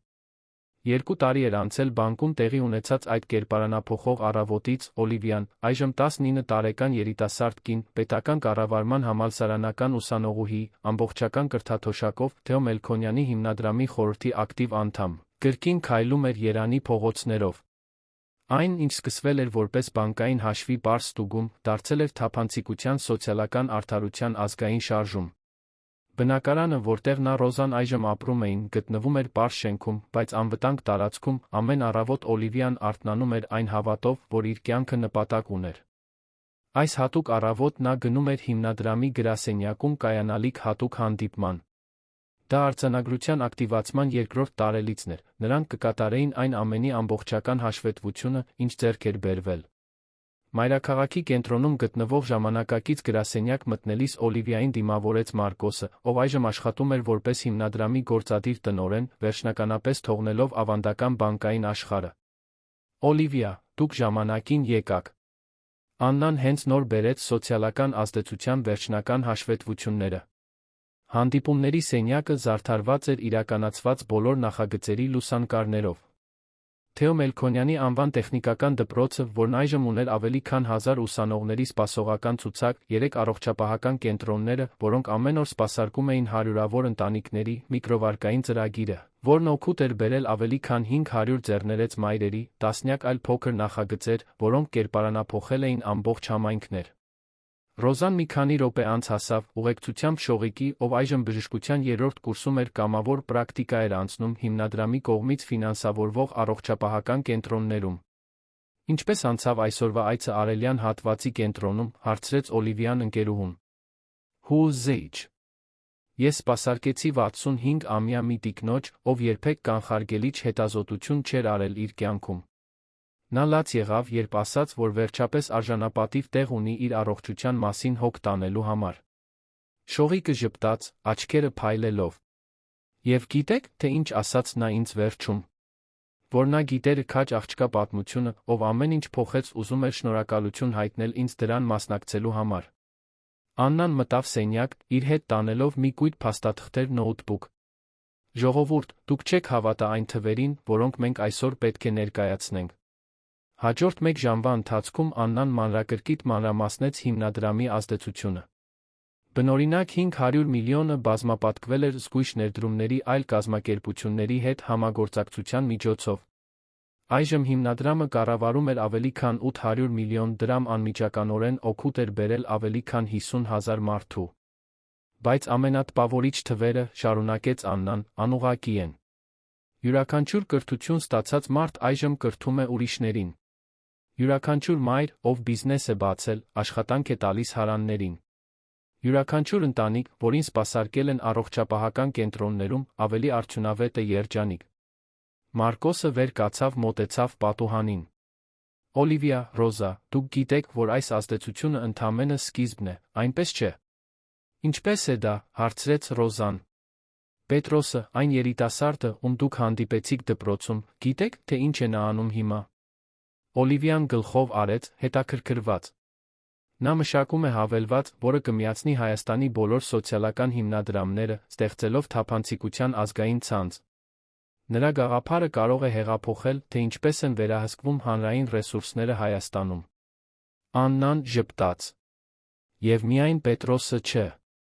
Մենք ունենք տեխնիկական դպրոցի 15 նախկին ուսանողներ, ովքեր ստեղծել են իրենց սեփական սոցիալական ձեռնարկությունները։ Նրանք վերաներդրումներ են կատարում համայնքում, ստեղծելով զարգացման առաքինի շրջան։ Այդ պահին Լոնը հասավ հանդիպման, իր հետ բերելով թղթապանակ, Վահագնի սկզբնական սխեմայի մեջ ներգրավված մյուսների մասին թարմացումներով։ Ինչպես գիտեք, սկսեց նա, Վահագնը դատապարտվել էր 15 տարվա ազատազրկման, բայց կան հետաքրքիր զարգացումներ։ Նա նամակ է գրել, խնդրելով ձեզ հետ խոսել։ Լռություն տիրեց սենյակում։ Օլիվիան զգաց, թե ինչպես է սարսուռն անցնում իր ողնաշարով։ Նամակ, հարցրեց նա։ Լոնը բացեց թղթապանակը, հանեց պաշտոնական ծրարը։ Նա պատիժ է կրում փակ ռեժիմով, բայց ակնհայտորեն շատ է մտածել այն մասին, թե ինչ է կատարվել։ Նամակը վերանայվել է բանտի հոգեբանների կողմից, ովքեր կարծում են, որ նա անցել է իսկական փոխակերպման միջով։ Ինչ է նա ուզում, թերահավատորեն հարցրեց Մարկոսը։ Կարդալ նամակը ձեզ համար, եթե հնարավոր է, անձամբ ներողություն խնդրել։ Օլիվիան նայեց մորը, ով նրբորեն գլխով արեց։ Մենք կարող ենք կարդալ նամակը այստեղ, հիմա։ Լոնը բացեց ձեռագիր էջերը, սկսեց կարդալ։ Սիրելի Օլիվիա, սիրելի Ռոզա, ես գիտեմ, որ իրավունք չունեմ ձեր ուշադրությունը խնդրելու այն ամենից հետո, ինչ արել եմ, բայց պետք է փորձեմ։ Բանտում անցկացրած այս 2 տարիների ընթացքում ես շատ ժամանակ ունեցա մտածելու այն ընտրությունների մասին, որոնք արել եմ իմ կյանքի ընթացքում։ Երբ ես երիտասարդ էի, ինչպես դուք, ես նույնպես հավատում էի արդարությանը։ Բայց ինչ-որ պահի ագահությունն ու իշխանությունն ինձ կոռումպացրին։ Ես սկսեցի արդարացնել փոքր խախտումները, մինչ դրանք դարձան մեծ հանցագործություններ։ Դուք արեցիք այն, ինչ ես պետք է արած լինեի տասնամյակներ առաջ, երբ բացահայտեցի սխեման։ Դուք ընտրեցիք արդարությունը, ոչ թե անձնական շահը։ Ես հիանում եմ ձեր քաջությամբ, հատկապես ձերով, Օլիվիա, այդքան դժվար որոշում կայացնելու համար, այդքան երիտասարդ տարիքում։ Ես ներողություն չեմ սպասում, բայց ուզում եմ, որ դուք իմանաք, որ ես իմ ժամանակն այստեղ օգտագործում եմ իմ փորձի մասին գիրք գրելու համար, զգուշացնելով այլ գործարարներին կոռուպցիայի վտանգների մասին։ Այն ամբողջ գումարը, որը ես կվաստակեմ գրքից, կնվիրաբերվի ձեր հիմնադրամին։ Թեո Մելքոնյանը ազնիվ մարդ էր, դուք փայլուն կերպով պատվել եք նրա հիշատակը։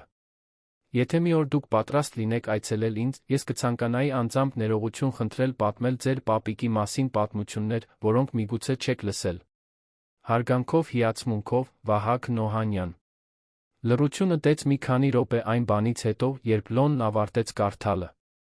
Օլիվիան մտածում էր այն գաղափարի մասին, որ այն մարդը, ով փորձել էր խանգարել իր ընտանիքին արդարություն հաստատելուց, այժմ ցանկանում էր նպաստել դրան։ Ինչ եք կարծում, հարցրեց Լոնը։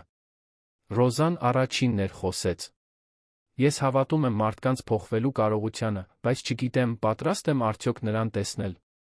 Իսկ դուք, Օլիվիա։ Երիտասարդ կինը ուշադիր մտածեց, նախքան պատասխանելը։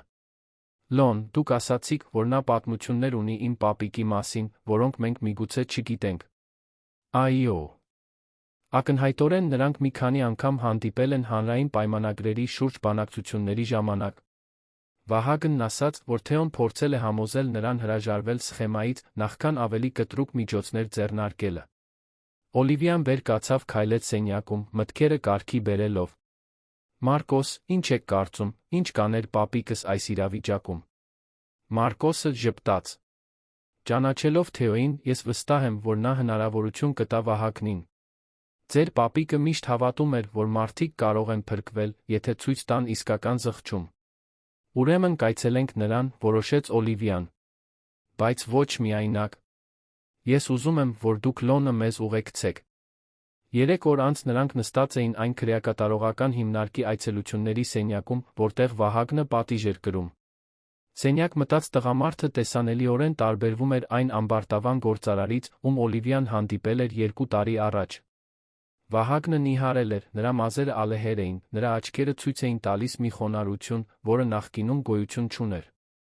Օլիվիա, Ռոզա, ասաց նա, նրա ձայնը թեթակի դողալով։ Շնորհակալություն գալու համար։ Օլիվիան ուսումնասիրեց նրա դեմքը, փնտրելով կեղծիքի նշաններ, բայց գտավ միայն իսկական զղջում։ Վահագն, մենք կարդացինք ձեր նամակը։ Դուք ասացիք, որ անձամբ ճանաչում էիք իմ պապիկին։ Վահագնը գլխով արեց զգուշությամբ նստեց։ Ես մի քանի անգամ հանդիպել եմ Թեոյի հետ 1950-ից 1952 թվականներին։ Նա էր աուդիտորը, ով պատասխանատու էր մեր պայմանագրերը վերանայելու համար, սկզբից կասկածում էր, որ ինչ-որ բան այն չէր։ Ինչպիսին էր նա, հարցրեց Ռոզան անհանգիստ, իր հոր մասին որը տեղեկություն ստանալու համար, ում հազիվ էր ճանաչել։ Ազնիվ, բայց ոչ ամբարտավան։ Նա փորձեց համոզել ինձ հրաժարվել սխեմայից, առաջարկելով օրինական այլընտրանքներ, գումար վաստակելու համար։ Ասաց, որ ես չափազանց խելացի եմ, իմ կյանքը կոռուպցիայով փչացնելու համար։ Վահագնը շարունակեց պատմել Թեոյի մասին պատմություններ։ Թե ինչպես էր նա ուշ-մինչ ուշ աշխատում, ստուգելով յուրաքանչյուր փաստաթուղթ, թե ինչպես էր բոլորին հարգանքով վերաբերվում, անկախ սոցիալական դիրքից, թե ինչպես էր իսկական անհանգստություն ցուցաբերում հանրային ռեսուրսների ճակատագրի համար։ Վերջին անգամ, երբ ես խոսեցի ձեր պապիկի հետ, 1 շաբաթ առաջ էր, մինչ նա անհետանալը, ասաց Վահագնը դիմելով Ռոզային։ Նա ինձ ցույց տվեց ձեր մանկության լուսանկարը, ասաց, որ այդ ամենն անում է իր ընտանիքի համար ավելի լավ ապագա ապահովելու համար։ Ռոզան լուր սկսեց լաց լինել։ Նա իսկապես հոգ էր տանում մեր մասին։ Ավելի շատ, քան դուք պատկերացնում եք։ Թեոն ինձ ասաց, որ համակարգ է ստեղծել գումարը պաշտպանելու համար, քանի որ գիտեր, որ մի օր դուք դրա կարիքը կունենաք, ոչ թե հարստանալու, այլ աշխարհում տարբերություն մտցնելու համար։ Օլիվիան առաջ թեքվեց։ Վահագն, ինչու շարունակեցիք սխեման, չնայած այն ամենին, ինչ ասաց իմ պապիկը։ Վահագնը գլուխը կախեց։ Ագահությունից, հպարտությունից։ Ես կարծում էի, որ ավելի խելացի եմ նրանից, որ երբեք չեմ բացահայտվի։ Դա իմ կյանքի ամենամեծ հիմարությունն էր։ Այցը տեց 2 ժամ, որի ընթացքում Վահագնը ավելի շատ մանրամասներ պատմեց Թեոյի մասին, ինչպես նա բանտում իր սեփական փոխակերպման մասին։ Նա դարձել էր այլ բանտարկյալների մենթոր, սովորեցնելով կառավարում, զգուշացնելով կոռուպցիայի վտանգների մասին։ Երբ նրանք պատրաստվում էին հեռանալ, Վահագնը վերջին խնդրանք արեց։ Օլիվիա, ես գիտեմ, որ իրավունք չունեմ ոչինչ խնդրելու, բայց կցանկանայի ինչ-որ կերպ նպաստել ձեր աշխատանքին, նույնիսկ բանտից ներս։ Ինչպես։ Ես գիտեմ այլ կոռուպցիոն սխեմաներ, որոնք երբեք չեն բացահայտվել։ Ես կարող եմ տեղեկություններ տրամադրել, որոնք կօգնեն իշխանություններին վերականգնել ավելի շատ շեղված միջոցներ։ Լոնը անմիջապես հետաքրքրվեց։ Ինչ տեսակի տեղեկություններ։ Օֆշորային ընկերություններ, գաղտնի հաշիվներ, փաստաթղթեր, որոնք ապացուցում են այլ շեղումներ։ Ես կարող եմ օգնել բացահայտել լրացուցիչ միլիոնավոր դրամներ, որոնք կարող են ուղղվել սոցիալական ծրագրերին։ Օլիվիան հայացքներ փոխանակեց մոր Մարկոսի հետ։ Վահագն, եթե դուք իսկապես ուզում եք փրկվել, մենք կտանք այդ հնարավորությունը։ Հաջորդ ամիսներին Վահագնի տրամադրած տեղեկությունները հանգեցրին 3 կոռուպցիոն սխեմաների բացահայտմանը, լրացուցիչ 200 միլիոն դրամի վերականգնմանը։ Ամեն ինչ ուղղվեց Թեո Մելքոնյանի հիմնադրամի ծրագրերի ընդլայնմանը։ 1 տարի անց, խորհրդի 3-րդ ամենամյա հանդիպմանը, Աննան ներկայացրեց էլ ավելի տպավորիչ թվեր։ Հիմնադրամն այժմ կառավարում էր ավելի քան 1 միլիարդ դրամ, անմիջականորեն օգուտ էր բերել ավելի քան 100,000 մարդու։ Բայց ամենակարևորը, ասաց Աննան, այն է, որ մենք մոդել ենք ստեղծել։ Հայաստանի 17 մարզեր արդեն ընդունել են մեր համակարգի տարբերակները, կոռուպցիայի դեմ պայքարելու վերականգնված ռեսուրսները սոցիալական ծրագրերին ուղղելու համար։ Պետրոսը, այժմ շրջանավարտ աշխատում էր որպես հիմնադրամի մշակող, ներկայացրեց իր ազգային նախագիծը։ Թափանցիկության հավելվածն արդեն օգտագործվում է 200 քաղաքներում։ Ցանկացած քաղաքացի կարող է իրական ժամանակում հետել, թե ինչպես են օգտագործվում հանրային ռեսուրսները։ Շողիկը, ով ավարտել էր բժշկությունը, այժմ համակարգում էր առողջապահական ծրագրերը, զեկուցեց հիմնադրամի կողմից ֆինանսավորվող 10-րդ առողջապահական կենտրոնի բացման մասին։ Մենք ամսական 5000 մարդու ենք սպասարկում միայն կանխարգելիչ ծրագրերում։ Մարկոսը վեր կացավ, վերջնական զեկույցն անելու համար։ Օլիվիա, Ռոզա, երբ դուք 3 տարի առաջ մտաք այդ բանկը, երբեք չէիք պատկերացնի, որ պարզ բանալին այդքան շատ դռներ կբացի, այնպես չէ։ Օլիվիան ժպտաց։ Իրականում, Մարկոս, հիմա հասկանում եմ, որ բանալին պարզապես բացեց այն, ինչ արդեն կար։ Մարդկանց կամքը, ճիշտ բան անելու։ Եվ դա մեզ բերում է հանդիպման ամենակարևոր հայտարարությանը, ասաց Աննան, վերցնելով պաշտոնական փաստաթուղթ։ Դաշնային կառավարությունը հաստատել է Թեո Մելքոնյանի անվան կոռուպցիայի դեմ պայքարի ազգային ինստիտուտի ստեղծումը, ամբողջությամբ հիմնված մեր մոդելի վրա։ Ռոզան լայն բացեց աչքերը։ Ազգային ինստիտուտ։ Այո։ Եվ դուք երկուստ էլ հրավիրվել եք դառնալու տնօրենների խորհրդի անդամ։ Լոնը, ով հասել էր հանդիպման երկրորդ մասի համար, ավելի շատ նորություններ բերեց։ Վահագնը հաջորդ ամիս կազատվի բանտից, լավ վարքի համար։ Նա ավարտել է գիրքը, արդեն $500,000 է հավաքել նախնական վաճառքից, ամբողջը նախատեսված հիմնադրամի համար։ Եվ ավելին կա, շարունակեց նա։ Վահագնը խնդրել է կամավոր աշխատել մեր ծրագրերում, բանտից դուրս գալուց հետո։ Նա ուզում է իր կյանքի մնացած մասը նվիրել այն վնասը վերականգնելուն, ինչ նա արել է։ Օլիվիան մի պահ մտածեց։ Լոն, ինչ տեսակի կամավոր աշխատանք։ Նա առաջարկել է դասախոսություններ կարդալ դպրոցներում, համալսարաններում կոռուպցիայի վտանգների մասին, կիսվելով իր սեփական փորձով, որպես օրինակ, թե ինչ չպետք է անել։ Ընդունեք, զարմանալիորեն ասաց Ռոզան։ Պապիկս միշտ հավատում էր մարդկանց փրկությանը։ Եթե Վահագնն իսկապես փոխվել է, նա կարող է օգնել կանխել, որ ուրիշները նույն սխալները կատարեն։ Երբ հանդիպումն ավարտվեց, Օլիվիան Ռոզան միասին քայլեցին Երանի փողոցներով, մտածելով այն 3 արտասովոր տարիների մասին, որոնք ապրել էին։ Աղջիկս, ասաց Ռոզան, կանգ առնելով բանկի շենքի դիմաց, որտեղ ամեն ինչ սկսվել էր, դու որե բանի համար զղջում ես։ Օլիվիան նայեց վեհաշուկ շենքին, հիշելով 17-ամյա նյարդային աղջկան, ով մտել էր այնտեղ հին բանալիով, պարզ հույսով։ Մամ, եթե կարողանայի ժամանակի մեջ հետ գնալ, միակ բանը, որ կփոխեի, կարմիր կոճակն ավելի արագ սեղմելն էր։ Նրանք միասին ծիծաղեցին, Ռոզան գրկեց դստերը։ Ձեր պապիկը այդքան հպարտ կլիներ։ Հպարտ կլիներ մեզանով երկուսով, մամ։ Դուք նույնպես քաջություն ունեցար ինձ աջակցելու մի որոշման մեջ, որը լիովին փոխեց մեր կյանքը։ Այդ գիշեր, տանը, Օլիվիան բացեց իր օրագիրը, գրեց վերջին գրառումը այն ճանապարհորդության մասին, որը փոխել էր իր ընտանիքը, հազարավոր այլ մարդկանց։ Այսօր, 3 տարի անց, ես վերջապես լիովին հասկանում եմ, թե ինչ նկատի ուներ պապիկս, երբ գրեց, որ երբեմն մեկ մարդու քաջությունը կարող է փոխել հազարավորների կյանքը։ Միայն իմ քաջությունը չփոխեց ամեն ինչ։ Դա նրա քաջությունն էր, պաշտպանելու ճշմարտությունը, մորս քաջությունը, ինձ աջակցելու, Մարկոսի քաջությունը, մեզ օգնելու, Աննայի քաջությունը, մեզ ուղղորդելու, Լոնի քաջությունը, մեզ պաշտպանելու, նույնիսկ Վահագնի քաջությունը, փրկվելու։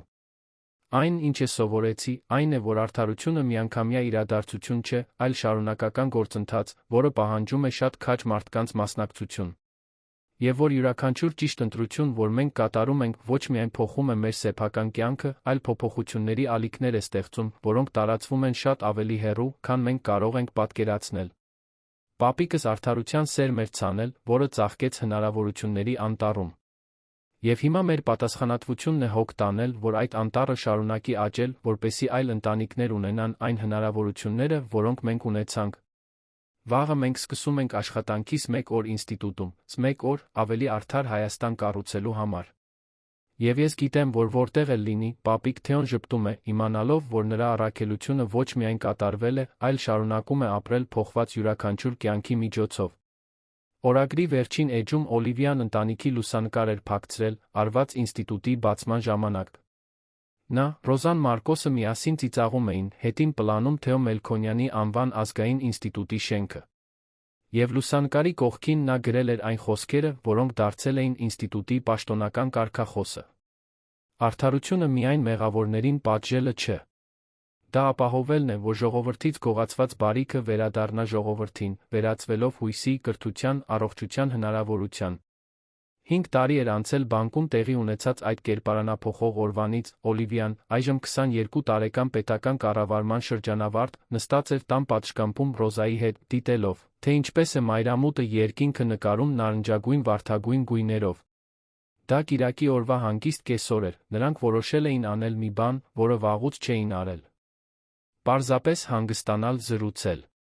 «Աղջիկս», ասաց Ռոզան, մատուցելով տնական կիտրոնի հյութ, երբեմն դեռ չեմ հավատում այն ամենին, ինչ կատարվեց։ Օլիվիան ժպտաց, վերցնելով պապի հին բանալին, որն այժմ կրում էր որպես կախազարդ մանյակի վրա։ «Մամ, հիշում ես, թե ինչքան նյարդային էիր, երբ այդ օրը որոշեցինք գնալ բանկ»։ «Նյարդային»։ Ես սարսափած էի, Ռոզան ծիծաղեց։ Կարծում էի, որ առավելագույնը կգտնեինք մի քանի մոռացված դրամ հին հաշվի մեջ։ Եվ մենք ի վերջո գտանք շատ ավելին, քան գումարը։ Մենք նպատակ գտանք։ Նրանք մի քանի րոպե հարմարավետ լռեցին, դիտելով փողոցում խաղացող երեխաներին։ Նրանցից շատերը սովորում էին Թեո Մելքոնյանի անվան տեխնիկական դպրոցում, նրանց ընտանիքներն անմիջականորեն կամ անուղղակիորեն օգուտ էին քաղել հիմնադրամի ծրագրերից։ «Օլիվիա», շարունակեց Ռոզան, «Մարկոսն ինձ երեկ զանգահարեց։ Ասաց, որ Պետրոսն ընդունվել է Դաշնային համալսարանի սոցիալական տեխնոլոգիաների մագիստրատուրա։ Ինչ լավ է։ Նա արժանի է դրան։ Նրա հավելվածն արդեն օգնում է ավելի քան 200 քաղաքների, վերահսկելու հանրային ռեսուրսները։ Իսկ շողիկը։ Ինչպես է ընթանում բժշկական օրդինատուրան։ Շատ լավ։ Նա մասնագիտանում է համայնքային բժշկության մեջ կհամակարգի կանխարգելիչ առողջապահության նոր ծրագիրը արվարձաններում։ Ռոզան հպարտությամբ գլխով արեց։ Ձեր պապիկը ուրախ կլիներ իմանալով, որ երիտասարդները շարունակել են նրա աշխատանքը։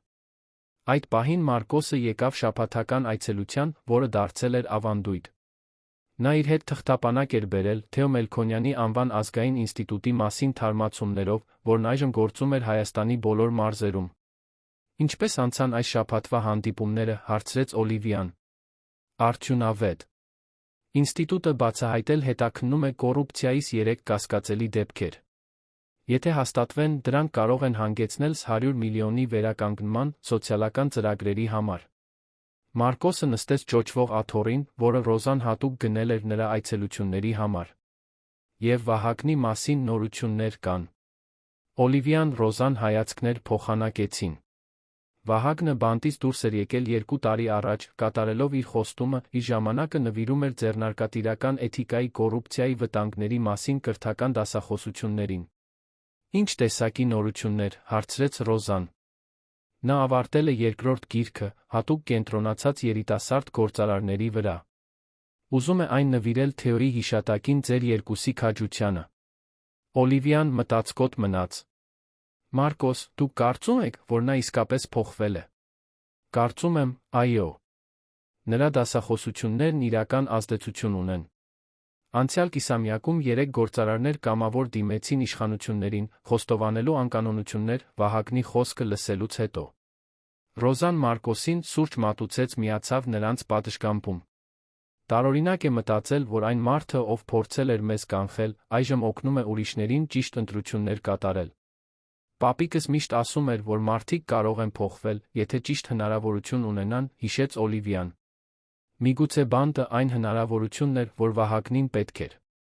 Մարկոսը բացեց թղթապանակը, ցույց տվեց մի քանի հաշվետվություն։ Խոսելով փոփոխությունների մասին, տեսակ հիմնադրամի վերջին թվերը։ Վերջին 5 տարիներին Թեո Մելքոնյանի հիմնադրամն աճել էր էքսպոնենցիալ կերպով։ Բնօրինակ ռեսուրսների, հաջող ներդրումների, Վահագնի պատմությունից ոգեշնչված այլ դոնորների ներդրումների միջ հիմնադրամն այժմ կառավարում էր ավելի քան 1,2 միլիարդ դրամ։ Ավելի քան 200,000 մարդ անմիջականորեն օգուտ է քաղել, կարդաց Մարկոսը։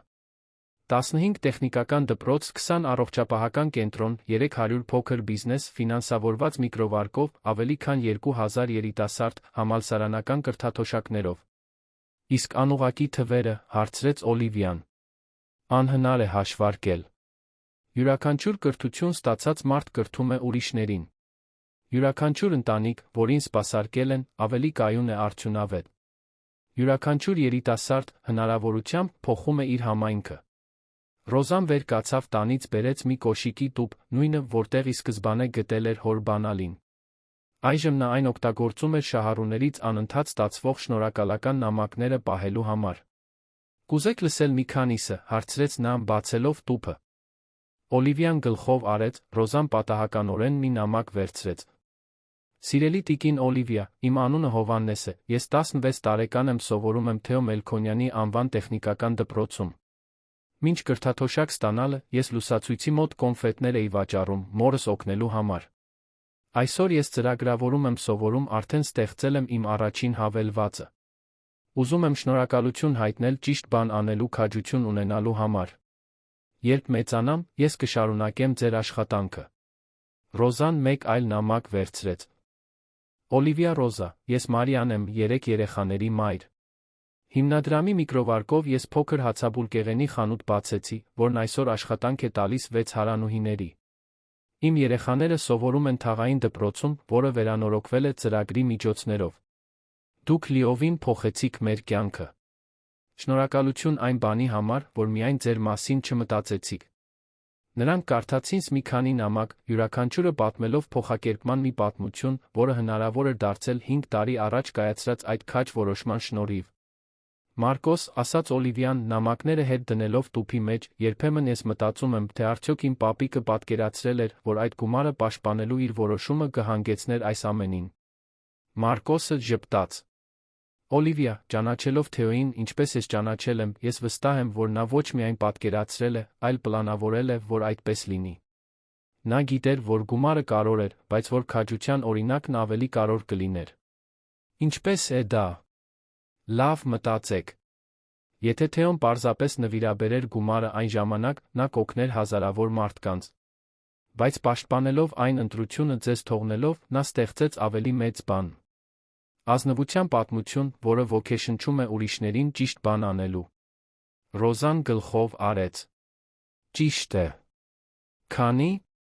մարդ է արդեն ասել մեզ, որ ոգեշնչվել է մեր պատմությունից, բացահայտելու կոռուպցիան իրենց սեփական աշխատանքներում համայնքներում։ Արը մայր էր մտնում, երբ Աննան հասավ անսպասելի այցելության, իր հետ բերելով իր 8-ամյա թոռանը, ով շատ էր սիրում լսել կախարդական բանալու պատմությունը, որն այդքան շատ մարդկանց օգնեց։ Մորաքույր Օլիվիա, ասաց տղան, օգտագործելով այն սիրալիր դիմելածը, որը նա ընդունել էր, կրկին պատմիր, թե ինչպես է իր քաջ բանկում։ Օլիվիան կռացավ, տղայի հասակին հավասարվելու համար։ Լոն, ուզում ես գաղտնիք իմանալ։ Ես շատ էի վախենում այդ օրը։ Բայց դու ճիշտ բան արեցիր նույնիսկ վախենալով։ Այո, որովհետև երբեմն ճիշտ բան անելն ավելի կարևոր է, քան չվախենալը։ Աննան ժպտաց։ Լոնը չի դադարում ձեր պատմության մասին խոսել դպրոցում։ Նրա ուսուցչուհին ասաց, որ նա միշտ պաշտպանում է իր փոքր ընկերներին, որովհետև պետք է քաջ լինել, ինչպես մորաքույր Օլիվիան։ Երբ մտնեց, բոլոր այցելուները հեռացան, Օլիվիան մենակ մնաց Ռոզայի հետ պատշգամբում։ Փողոցը հանգիստ էր, լուսավորված միայն լապտերների սյուներով լիալուսնով։ Մամ, ասաց Օլիվիան, բռնելով Ռոզայի ձեռքը, շնորհակալություն։ Շնորհակալություն ինչի՞։ Համար, աղջիկս։ Այդ օրը ճիշտ ընտրություն կատարելու ուժ տալու համար։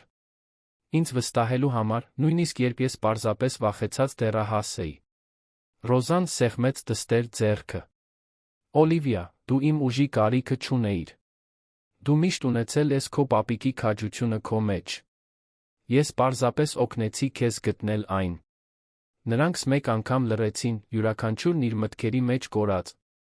Օլիվիան մտածում էր, թե ինչպես էր իր կյանքը լիովին փոխվել, թե ինչպես էր նա սովորական ուսանողից դարձել ամենաերիտասարդ մարդկանցից մեկը, ով ինտեգրվել էր ազգային խորհրդին։ Ռոզան մտածում էր այն հոր մասին, ում երբեք լավ չէր ճանաչել, բայց ում ժառանգությունն այժմ ապրում էր իր դստեր թոռնուհու միջոցով։ Աղջիկս, ասաց Ռոզան վերջապես, եթե ձեր պապիկն այսօր այստեղ լիներ, ինչ կասեիք նրան։ Օլիվիան ուշադիր մտածեց, նախքան պատասխանելը։ Ես կասեի. Շնորհակալություն, պապիկ, արդարության սերմերը ցանելու համար։ Եվ խոստանում եմ շարունակել ջրել այդ ծառը ողջ կյանքում։ Ռոզան ժպտաց, աչքերում արցունքներով։ Նա շատ հպարտ կլիներ։ Այդ գիշեր, քնելուց առաջ, Օլիվիան մոտեցավ իր կոմոդին, բացեց այն դարակը, որտեղ պահում էր պապի բնօրինակ բանալին։ Դրա կողքին նոր բանալի կար, խորհրդանշական, որը նա ստացել էր համալսարանի ավարտական արարողության ժամանակ, ներկայացնելով այն դռները, որոնք նա օգնել էր բացել հազարավոր մարդկանց համար։ Նա բռնեց երկու բանալիները, շշնջաց. «Պապիկ, մենք կարողացանք։ Ձեր առաքելությունը ոչ միայն կատարվեց, այլ շարունակում է ապրել յուրաքանչյուր կյանքի միջոցով, որը մենք փոխեցինք, յուրաքանչյուր երազանքի միջոցով, որը մենք իրականացրեցինք, յուրաքանչյուր անարդարության միջոցով, որը մենք ուղղեցինք։ Շնորհակալություն մեզ սովորեցնելու համար, որ երբեմն ամենամեծ քաջությունը կայանում է ճիշտ բան ընտրելու մեջ, նույնիսկ երբ դա դժվար է»։ Եվ այս հավատով սրտում Օլիվիան քնեց, իմանալով, որ հաջորդ օրը կարթնանաս մեկ օրվա աշխատանքի, կառուցելով այն ավելի լավ աշխարհը, որի մասին երազել էր իր պապիկը։ Պատմության ավարտը։ Սիրելի ունկնդիրներ, հուսով ենք, որ Օլիվիայի, Ռոզայի Թեոյի պատմությունը խորապես դիպել է ձեր սրտերին։ Այս պատմությունը մեզ հիշեցնում է, որ մեզանից յուրաքանչյուրը բանալի ունի, որը կարող է բացել դռներ դեպի արդարություն, սոցիալական կերպարանափոխություն։ Քաջության, ընտանիքի հաղթահարման մասին ավելի շատ ոգեշնչող պատմություններ բացահայտելու համար, գտեք մեր հատուկ երգացանկը, սեղմելով այստեղ։ Եթե այս պատմությունը հույզեր է արթնացրել ձեր մեջ, մի մոռացեք բաժանորդագրվել մեր ալիքին, թողնել ձեր լայքը տեսանյութի տակ։ Ամեն օր մենք բերում ենք եզակի պատմություններ, որոնք ուսումնասիրում են մարդկային բնավորության ուժը, ճիշտ ընտրություններ կատարելու կարողությունը, նույնիսկ երբ դրանք դժվար են։ Կիսվեք մեկնաբանություններում։ Ինչ քաջ ընտրություն կկատարեիք, եթե ունենայիք բանալի, ինչպիսին Օլիվիայինն էր։ Սպասում ենք ձեզ մեր հաջորդ բովանդակություններում։